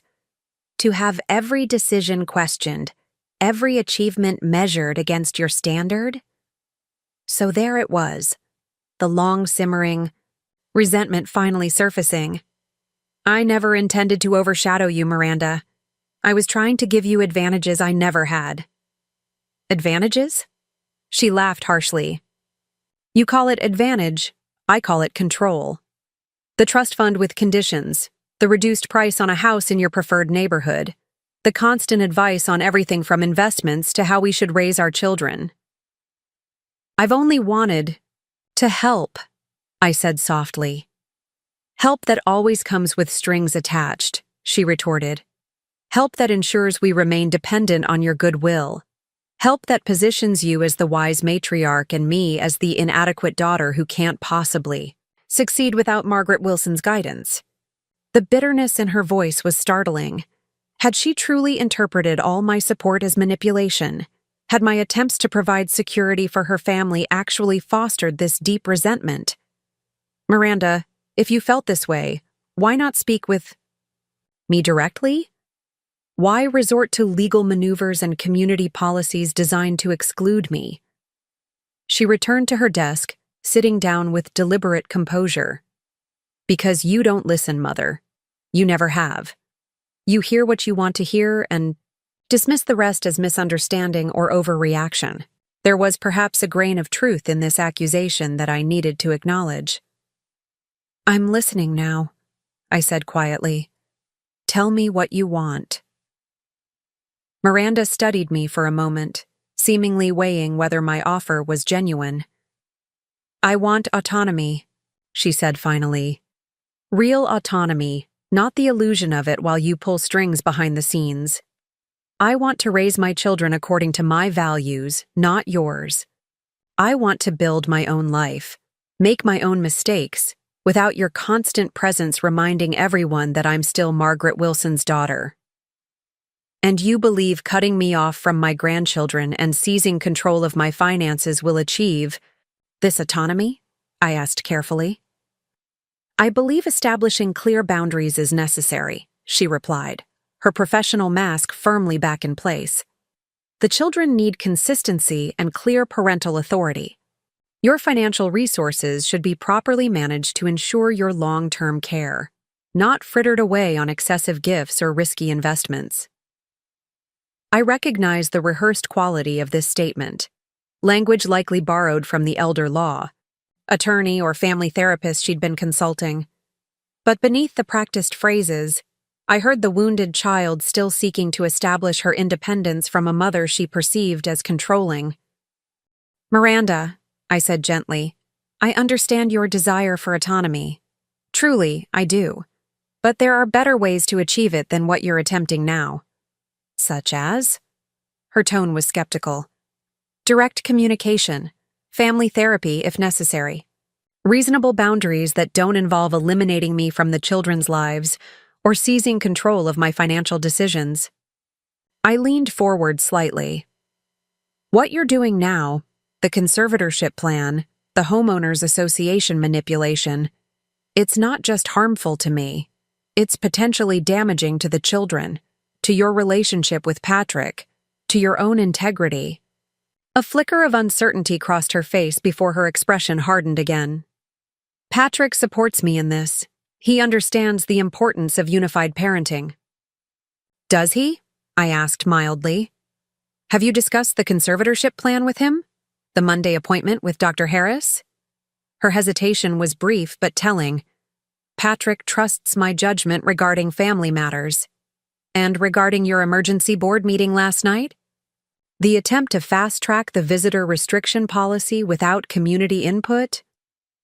The slight widening of her eyes confirmed she hadn't expected me to know these details. The homeowners association business is separate from our personal issues, she said dismissively. That policy is about community security, not just you. Miranda, I said with gentle firmness, this deception needs to stop. You're not just hurting me. You're hurting yourself and your family with these machinations. Her face flushed with anger. Don't you dare lecture me about family values. Not when you've been undermining my authority with my own children for years. I've loved them, I corrected. There's a difference. Not the way you do it, she snapped. Every gift, every special outing, every secret conversation. It's all designed to position you as the fun, generous grandma while Patrick and I are the strict, boring parents who set limits. That's not my intent. Intent doesn't matter. Miranda's professional composure finally cracked. The effect is what matters. And the effect of your constant presence, your constant opinions, your constant financial assistance that we never asked for is that I can never establish myself as the head of my own family. Her outburst left a ringing silence in the office. I waited a moment, giving her time to regain her composure before responding. I understand that you feel undermined, I said quietly. And perhaps I have overstepped at times, with good intentions, but harmful impact. I can acknowledge that and work to change it. But what you're doing now, attempting to have me declared incompetent, manipulating community policies to exclude me, that's not about establishing healthy boundaries. That's about control and punishment. Miranda's expression closed like a shutter. You can frame it however you want, Mother.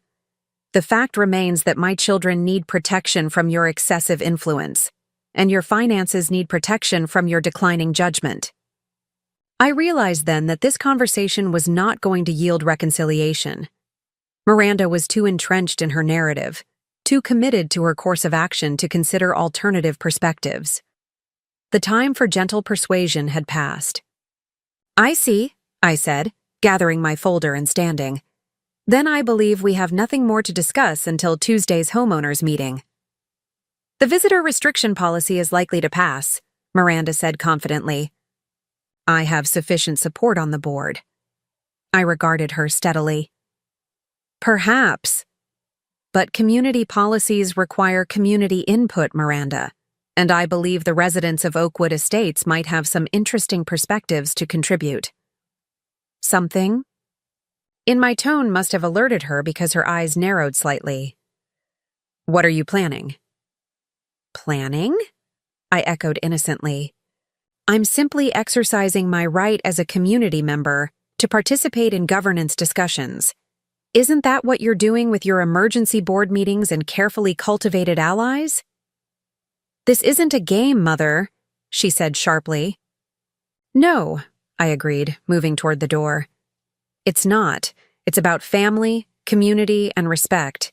Things that can't be controlled through legal maneuvers or policy revisions, no matter how cleverly constructed. I paused at the threshold, looking back at my daughter, professional, poised, and so very determined to assert control at any cost. One last thing, Miranda. The appointment with Dr. Harris on Monday? I suggest you cancel it. False claims of mental incompetence can have serious legal consequences. Before she could respond, I closed the door behind me and walked through the empty reception area, my steps echoing in the quiet building. The confrontation had gone largely as I'd expected. Miranda remained committed to her course of action, unmoved by appeals to family harmony or ethical considerations, which meant I needed to move forward with more decisive countermeasures. Outside, the morning had brightened into a clear autumn day. I checked my watch, 9:45 a.m., plenty of time before my next scheduled meeting. I reached for my phone and called. Patrick. How did it go? He asked immediately. About as expected, I replied, walking toward my car. She's not backing down. In fact, she seems more determined than ever to proceed with both the conservatorship and the visitor restriction policy. Patrick sighed heavily. I was afraid of that. She came home late last night from Diane's meeting, absolutely furious that Richard hadn't attended. She was up half the night sending emails and making calls. She's building her coalition for Tuesday, I observed. And she mentioned you specifically, Patrick. Said you fully support her actions, including the conservatorship plan. His response was immediate and vehement. That's absolutely false. I've told her repeatedly that restricting your access to the children is harmful to everyone involved. As for the conservatorship, He broke off abruptly. "What is it?" "She's calling me." "Right now," he said, voice lowered. "She must have just finished with you. I should take this, maintain the appearance that everything's normal." "Of course," I agreed. "One quick question. Will you be at Tuesday's meeting?" "Yes," he confirmed. "Miranda wants the entire family there to present a united front, including the children." That was an unexpected development. "She's bringing Emma, Lucas, and Sophie to a potentially contentious community meeting?" "She says it's important they see community governance in action," Patrick said, his skepticism evident. "But between us, I think she wants to use their presence to discourage open opposition. Who would want to argue against policy changes? With children watching? A manipulative tactic, but potentially effective." "Thank you for the warning. I need to adjust my approach accordingly." "I should go," Patrick said quickly. "Her call is coming through again. I'll update you if anything significant changes." After hanging up, I drove directly to Eleanor's house. We had arranged to meet with Richard Chan to finalize our strategy for Tuesday's meeting, and this new information about the children's attendance required careful consideration. Eleanor's Mediterranean-style home was one of the most distinctive in Oakwood Estates, with its terracotta roof and lush courtyard garden. Richard had already arrived by the time I got there, and Eleanor had set up an impromptu strategy session in her sunroom, complete with easel paper for mapping out our approach. "Miranda is bringing the grandchildren to the meeting," I announced without preamble as I joined them, "apparently to discourage open opposition." Eleanor's expression hardened. "Using children as emotional shields. Charming." Richard looked troubled. "That complicates matters. We were planning some rather direct challenges to the policy proposals." "We'll need to adjust our approach," I agreed, accepting the coffee Eleanor offered. "But this doesn't change our fundamental strategy, just how we present it." For the next 2 hours, we refined our plan for Tuesday's meeting, carefully considering how to effectively counter Miranda's proposals while maintaining an appropriate tone given the children's presence. Richard provided invaluable insider perspective on board dynamics and procedural requirements, while Eleanor contributed sharp legal insights regarding the community charter and property rights. By noon, we had developed a comprehensive strategy that would allow us to block the visitor restriction policy without immediately revealing my ownership of the subdivision. We would focus on the community charter's explicit language regarding inclusivity and multi-generational support, provisions I had carefully crafted 20 years ago specifically to prevent the kind of exclusive, restrictive environment Miranda was now attempting to create. This approach gives Miranda one final opportunity to reconsider her position without public embarrassment, I explained, reviewing our outlined plan. If she persists, despite these procedural and charter-based objections, then we move to phase 2. "Are you prepared for that possibility?" Eleanor asked gently. "Once your ownership is revealed, your relationship with Miranda may be irreparably damaged." I nodded slowly. "I've been considering that reality since yesterday.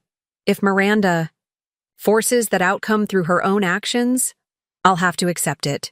My priority now is protecting myself legally and financially, while maintaining my relationship with my grandchildren."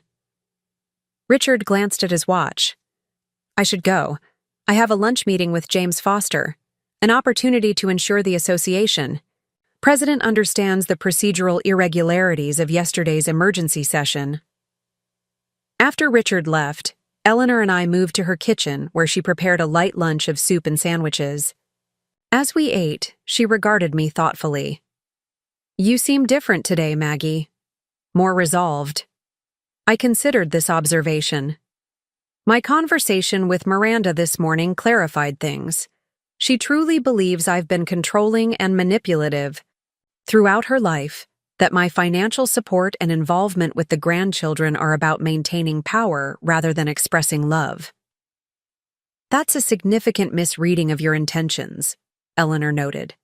"Perhaps, but there's always some truth in these perceptions." I stirred my soup contemplatively. I've been thinking about how I may have contributed to this dynamic without realizing it. My desire to provide security, to shield Miranda from financial struggles, may have inadvertently undermined her sense of autonomy. That doesn't justify her current actions, Eleanor pointed out. No, it doesn't. But understanding the roots of her resentment helps me approach this conflict more clearly. I set down my spoon. I still hope for eventual reconciliation, Eleanor. But I recognize that may not be possible until Miranda works through her own issues regarding independence and control. And in the meantime? In the meantime, I protect myself, maintain my relationship with my grandchildren as best I can, and ensure Oakwood Estates remains the inclusive, supportive community I designed it to be. I smiled slightly. Sometimes the most loving thing we can do is set clear boundaries, a lesson Miranda ironically taught me. After lunch, I returned home to find a message from Tessa Martin indicating she had gathered additional documentation regarding Miranda's plans. We arranged to meet later that afternoon at a cafe outside the subdivision to avoid attracting attention. The remainder of the day passed in careful preparation, reviewing community bylaws, gathering historical documents about Oakwood Estates development, and reaching out to key residents who might provide testimonials about the importance of family visitation in the community. By evening, I had compiled a comprehensive dossier that would effectively counter Miranda's security-based arguments for visitor restrictions. As I sat on my back porch watching the sunset paint the sky above the subdivision I had created, my phone chimed with a message from Lucas, a rare direct communication given Miranda's recent restrictions. Grandma, Mom says we're going to an important meeting on Tuesday. Will you be there? Emma is worried about something but won't tell me what. I crafted my response carefully. Yes, I'll be at the meeting. Tell Emma not to worry. Sometimes adults have different opinions about community rules, but that doesn't change how much I love all of you. His reply came quickly. Mom's been acting weird. She and Dad had a big fight after she got home today. She kept saying your name. This confirmed my suspicion that Miranda had confronted Patrick after our meeting, perhaps accusing him of leaking information to me. Adults sometimes disagree, I responded, but I'm sure your parents both love you very much. See you Tuesday, sweetheart. I had just set down my phone when headlights swept across my front yard. A car had pulled into my driveway, Miranda's silver Audi. This was unexpected and concerning, given our confrontational meeting this morning. I moved to the front door, watching through the side window as Miranda sat in her car for several long moments, seemingly gathering herself before finally emerging.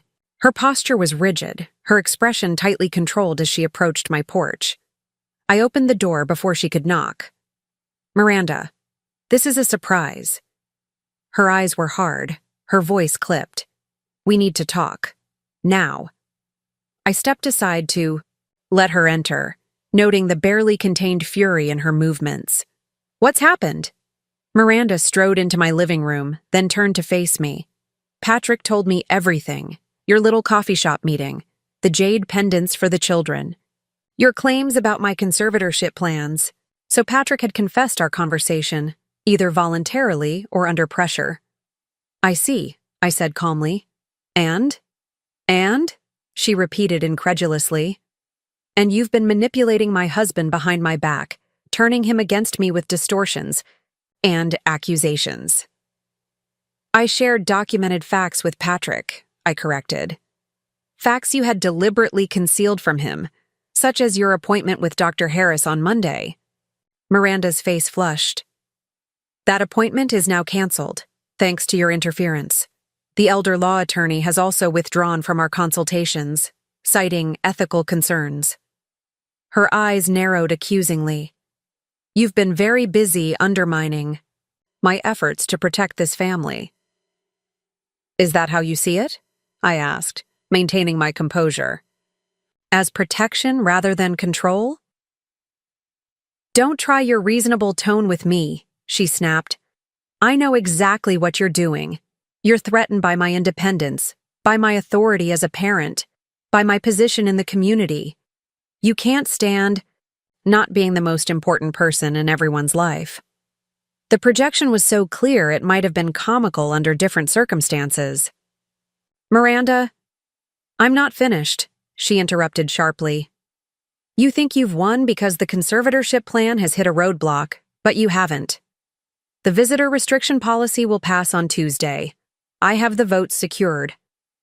And once that's in place, you'll have no legal right to enter Oakwood Estates without my explicit invitation. I regarded her steadily. You seem very confident about the outcome of a community vote that hasn't happened yet. Because I understand how influence works, she retorted.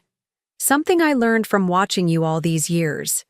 The difference is, I'm using that influence to protect my family, not control everyone around me. I recognized the futility of arguing with Miranda. In her current state, she had constructed a narrative where her actions were justified as protection, while mine were condemned as manipulation. No amount of reasonable discussion would penetrate that defensive framework tonight. What exactly are you hoping to accomplish with this visit? I asked directly.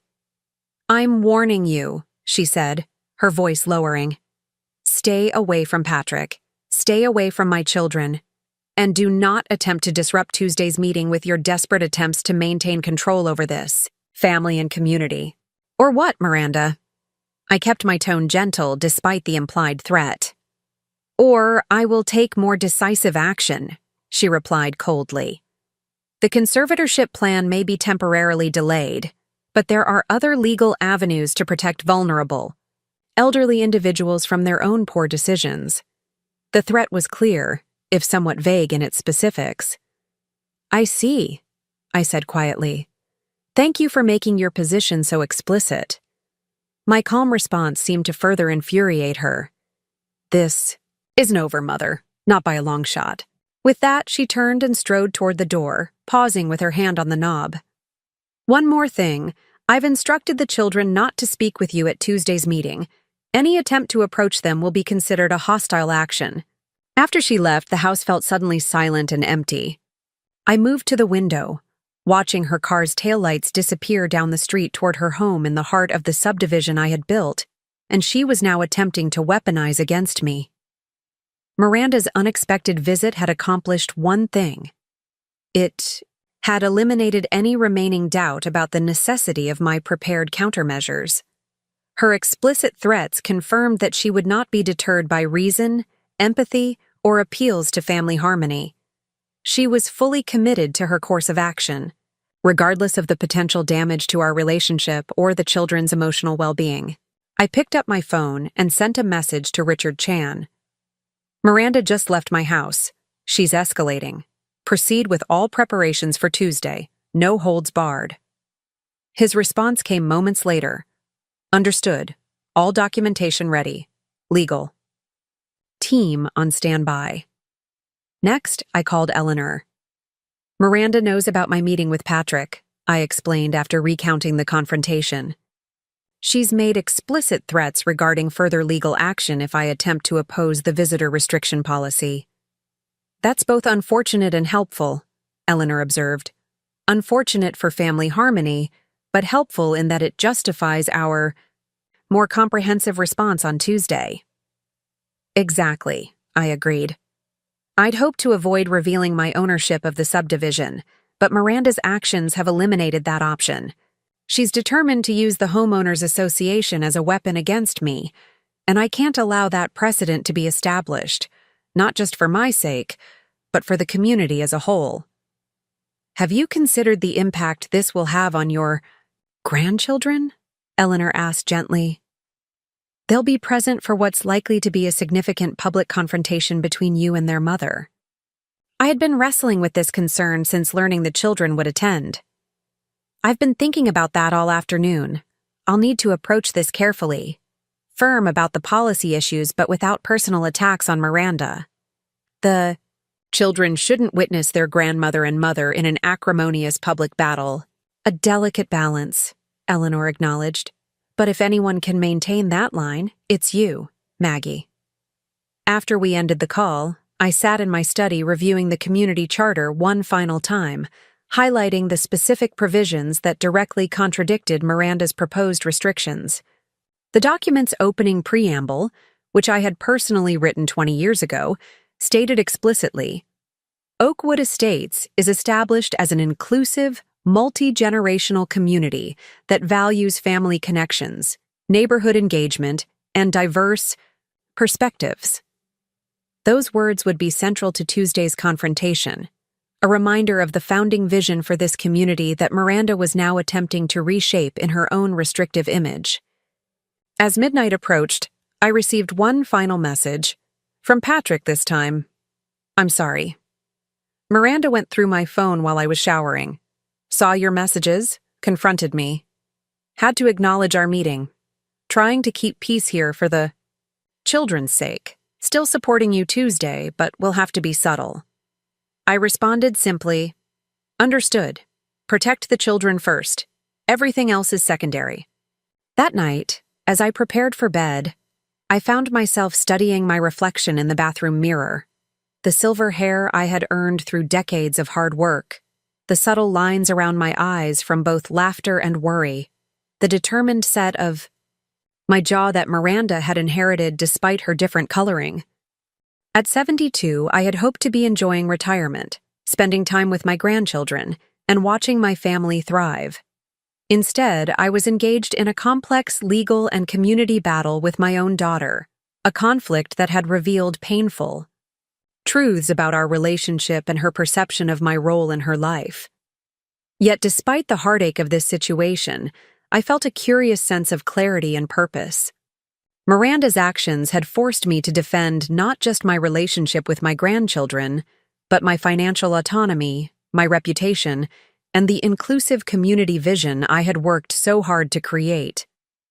Tuesday's Homeowners Association meeting would be more than a procedural discussion about visitor policies. It would be a reckoning, a public confrontation between competing visions for both family dynamics and community governance. Miranda had cast the die with her threats and machinations, seemingly confident in her victory. What she didn't realize was that her every move had only strengthened my resolve and clarified my strategy. By Tuesday evening, the power dynamics of Oakwood Estates would be irrevocably changed, and my daughter would finally understand that undermining Margaret Wilson had been a serious miscalculation. Tuesday evening arrived with an unusual energy in the Oakwood Estates Community Center. By 6:30, 15 minutes before the scheduled meeting, the parking lot was already filled beyond capacity, with cars lining the adjacent streets.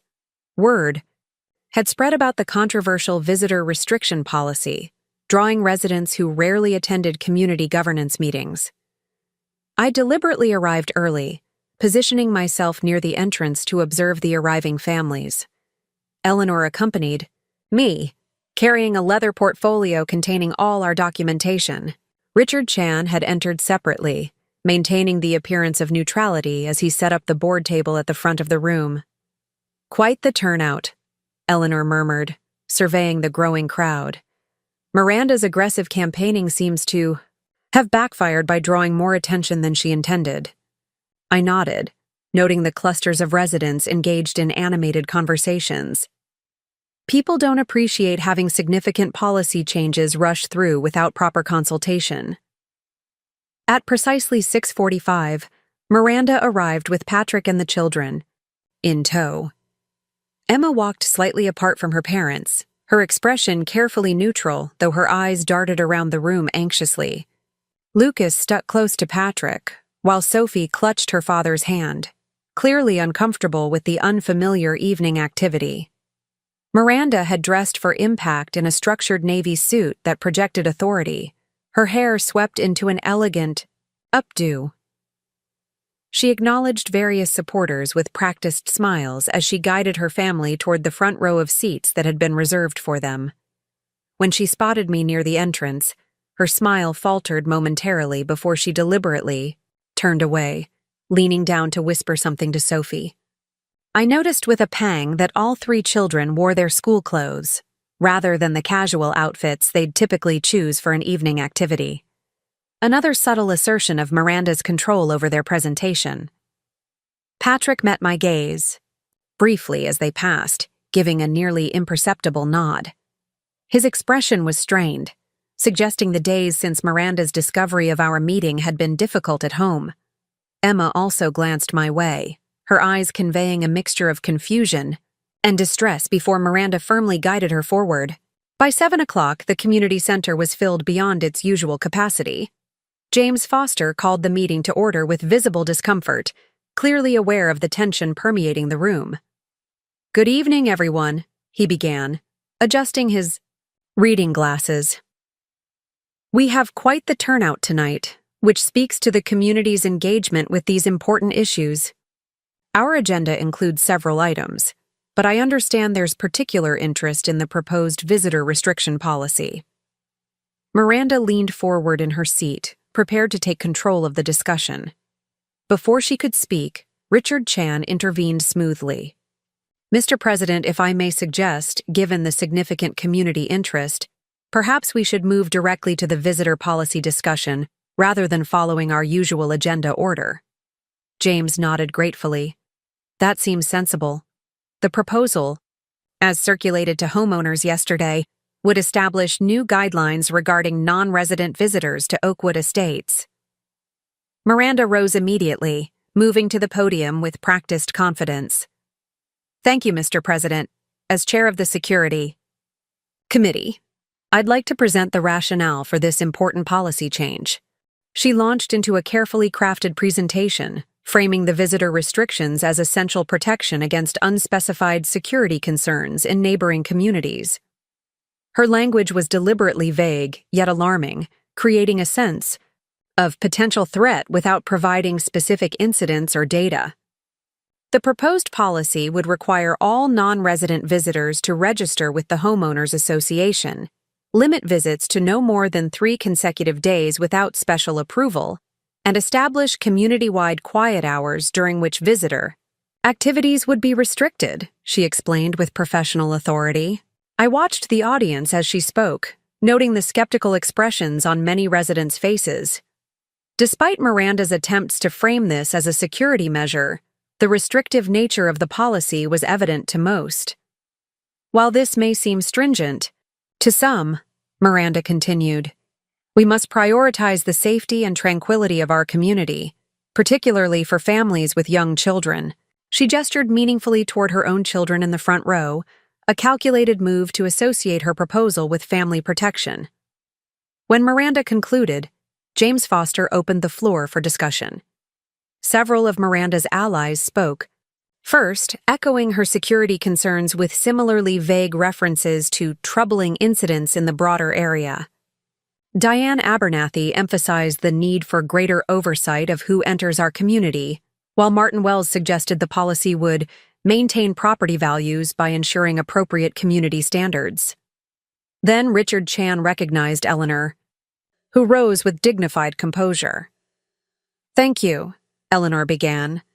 "I've lived in Oakwood Estates for 15 years, and what has always distinguished this community is its welcoming, family-oriented atmosphere. The proposed visitor restrictions fundamentally contradict that character." Miranda's expression tightened as Eleanor continued, methodically dismantling the security justification with crime statistics showing no significant increase in neighborhood incidents. Several residents nodded in agreement, murmuring among themselves. Moreover, Eleanor concluded, this policy would have a disproportionate impact on extended families, particularly grandparents who provide childcare and support to resident families. Is this really the direction we want for Oakwood Estates? Her pointed question hung in the air, resonating with many in the room. I noticed Sophie whispering something to Patrick, who bent to listen before glancing uncomfortably at Miranda. James Foster cleared his throat. "Thank you for those perspectives. Are there other community members who wish to speak?" I rose slowly, feeling Miranda's gaze fix on me with cold intensity as I moved toward the podium. The room quieted as I took my position, adjusting the microphone slightly. "Good evening," I began, my voice steady and clear. "My name is Margaret Wilson. I've been connected to Oakwood Estates since its inception 20 years ago." Miranda's eyes narrowed at this phrasing, but I continued without acknowledging her reaction. "The proposed visitor restriction policy concerns me deeply, not just as someone with family in this community, but as someone who cares about what Oakwood Estates represents." I gestured toward the framed community charter hanging on the wall. "Our founding document explicitly describes this neighborhood as an inclusive, multi-generational community that values family connections." I turned slightly to address the board directly. "This proposed policy directly contradicts those foundational principles. It would restrict grandparents from regular involvement with their grandchildren, limit extended family gatherings, and create an atmosphere of exclusion rather than inclusion." Several residents nodded in agreement, including Catherine Fleming, the young mother whose twins I had sent developmental toys. From the corner of my eye, I could see Miranda shifting restlessly in her seat, clearly impatient to counter my arguments. "Beyond the philosophical concerns," I continued, "there are procedural issues that must be addressed. The emergency session held Sunday night to fast-track this policy violated several provisions of the community bylaws, including proper notice requirements and quorum standards." A murmur ran through the crowd. Many residents were hearing about this irregular process for the first time. Miranda leaned over to whisper something urgently to Diane Abernathy, who frowned in response. "Finally," I said, my voice softening slightly, "I would ask everyone to consider the real-world impact of this policy. When we speak about non-resident visitors, we're talking about grandparents who read bedtime stories, aunts and uncles who attend soccer games, and family friends who enrich our children's lives. Do we really want to regulate these relationships through registration requirements and time limits?" I deliberately caught Patrick's eye as I mentioned soccer games, and he gave an almost imperceptible nod. Emma was watching me intently, her expression thoughtful rather than confused now. Even Lucas seemed to be listening carefully, though Sophie had dozed off against her father's shoulder. "Thank you for your consideration," I concluded, returning to my seat beside Eleanor. Miranda immediately rose to respond, her composed demeanor now showing cracks of frustration. While Ms. Wilson's concerns about family connections are understandable, they represent an outdated perspective that prioritizes unlimited access over necessary security measures. The dismissive reference to me as Ms. Wilson, rather than my mother, or even Mrs. Wilson, was not lost on the audience. Several residents exchanged glances at this conspicuous distancing. Furthermore, Miranda continued with increasing intensity. "The procedural objections are merely technical details that don't invalidate the importance of this policy. Our emergency session was necessary to address immediate concerns." Richard Chan interrupted politely but firmly. "Point of order, Mr. President. The bylaws explicitly state that emergency sessions require documented urgent circumstances and two-thirds board attendance. Neither condition was met on Sunday." Miranda's face flushed with anger at this public contradiction from a fellow board member.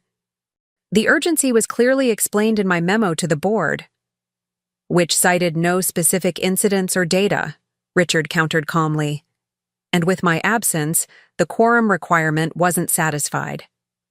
James Foster looked increasingly uncomfortable with this open disagreement among board members. "Perhaps we should take a step back and reconsider the procedural aspects before moving to a vote." "That's simply a delay tactic," Miranda insisted, her professional veneer slipping further. "This policy has strong support from key community members. We should proceed with the vote as planned." An elderly resident in the back row stood up without being recognized. "I'd like to know exactly who these key community members are," he called out.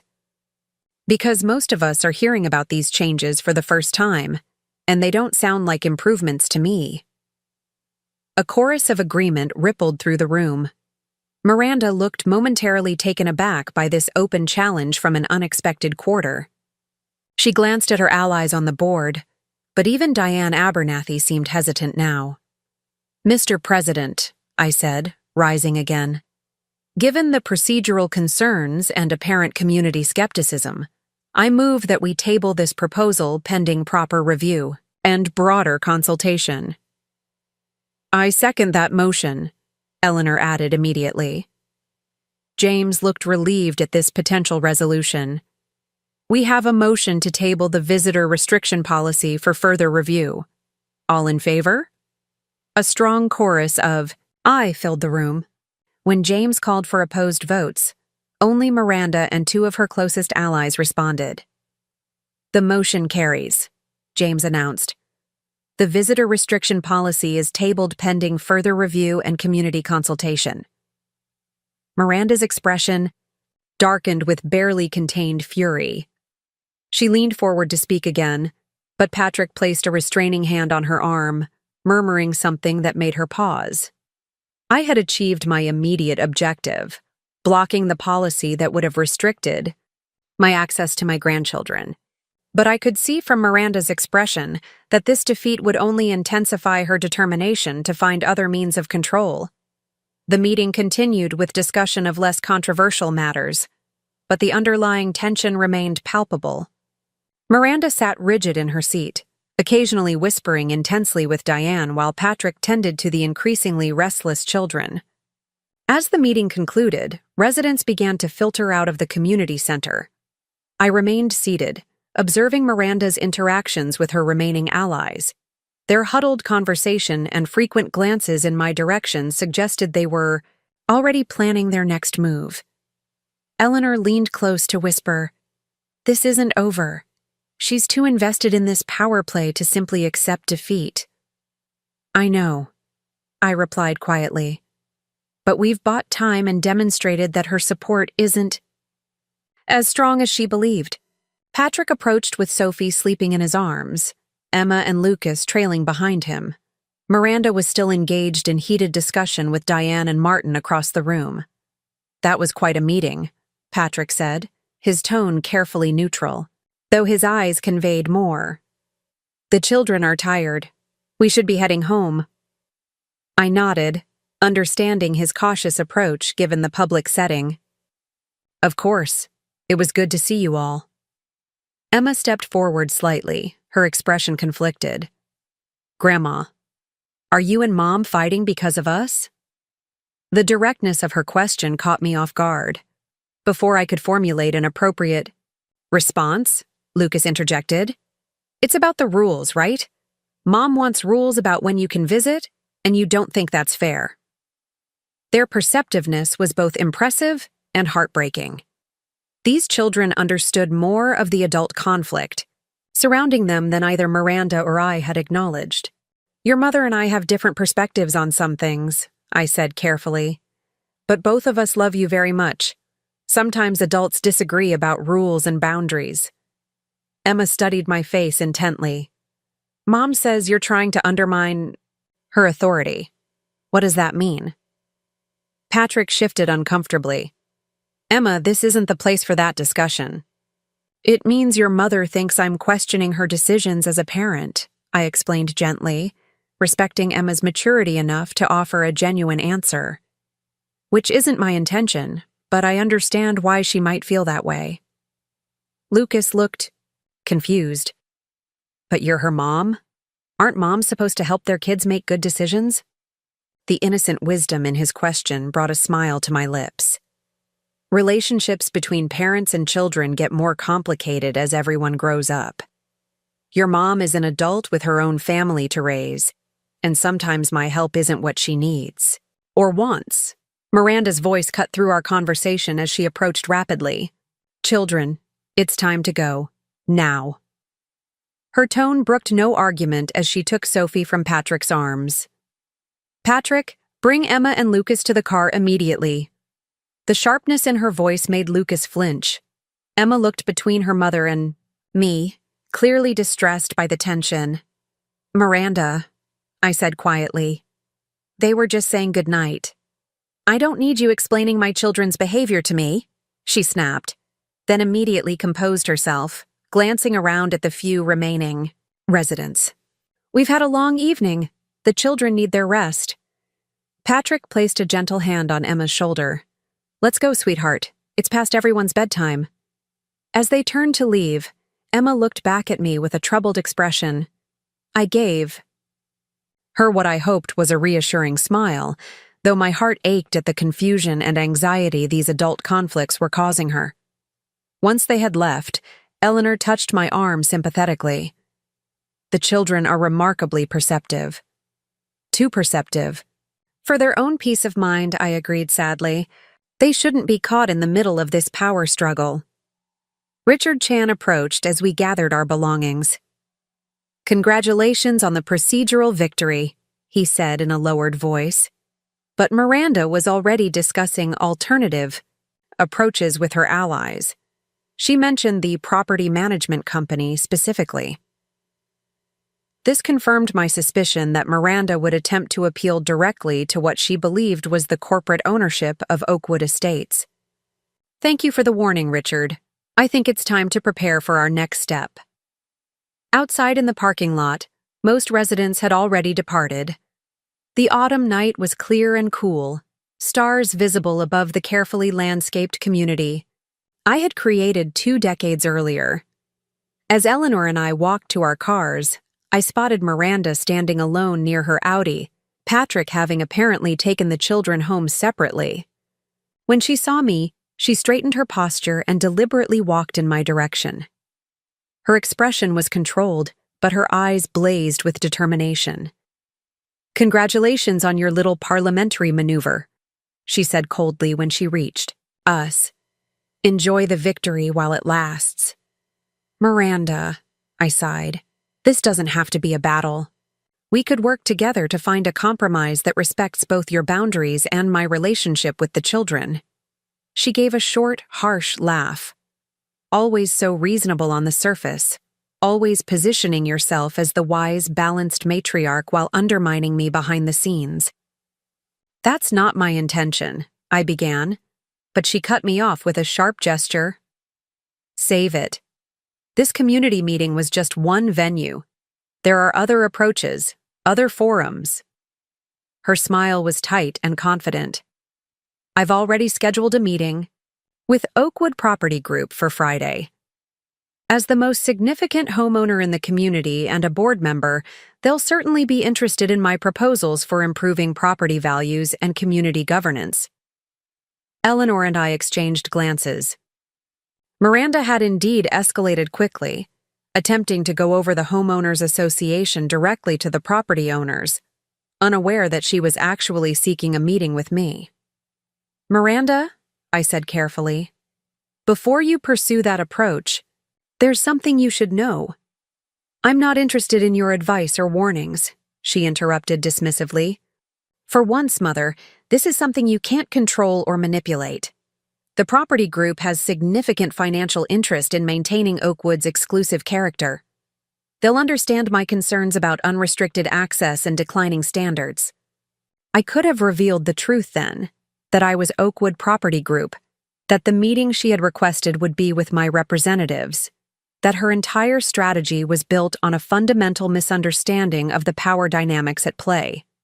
But looking at my daughter's face, flushed with righteous certainty and long-simmering resentment, I recognized that such a public revelation would only deepen the breach between us. We'll talk again after your meeting, I said simply. Miranda interpreted my restraint as defeat. Her posture relaxed slightly, confidence returning to her expression. Yes, we will, and the conversation will be very different then. With that, she turned and walked to her car, her heels clicking purposefully on the asphalt. Eleanor waited until Miranda had driven away before speaking. You could have told her the truth right there. And humiliate her publicly? What would that accomplish? I shook my head. No, this needs to be handled more carefully, especially with the children already sensing the conflict between us. So what's your plan for Friday's meeting? I gazed out over the community, streetlights illuminating the winding roads and manicured common areas. I think it's time for Miranda to meet the owner of Oakwood Estates properly, not as her mother, but as the developer and property manager she's been so eager to influence. That will be quite the revelation, Eleanor observed. Are you prepared? For her reaction? Not entirely, I admitted. But sometimes truth, however uncomfortable, is the only path forward. Miranda needs to understand that her attempts to exclude me from the community and control my relationship with my grandchildren have larger consequences than she realized. As we parted ways in the parking lot, I felt a curious mixture of sadness and resolve. The evening's victory was temporary at best. Friday's confrontation would force a more fundamental reckoning, one that would either begin a painful healing process or permanently alter my relationship with my daughter. Either way, Miranda would finally understand that banning me from seeing my grandchildren had been a profound miscalculation. She had believed herself to be asserting control over a submissive mother, only to discover she was challenging a woman who had built an entire community from the ground up. The subdivision she called home, the streets where her children played, the parks where they picnicked, even the very house where they slept tonight. All of it existed because of my vision and investment. Not facts I had ever wanted to use as leverage, but circumstances she had created through her own actions. As I drove home along the curving roads of Oakwood Estates, I passed Miranda's Tudor-style house. Through the windows, I could see warm light spilling onto the lawn. Patrick, moving through the rooms, presumably preparing the children for bed.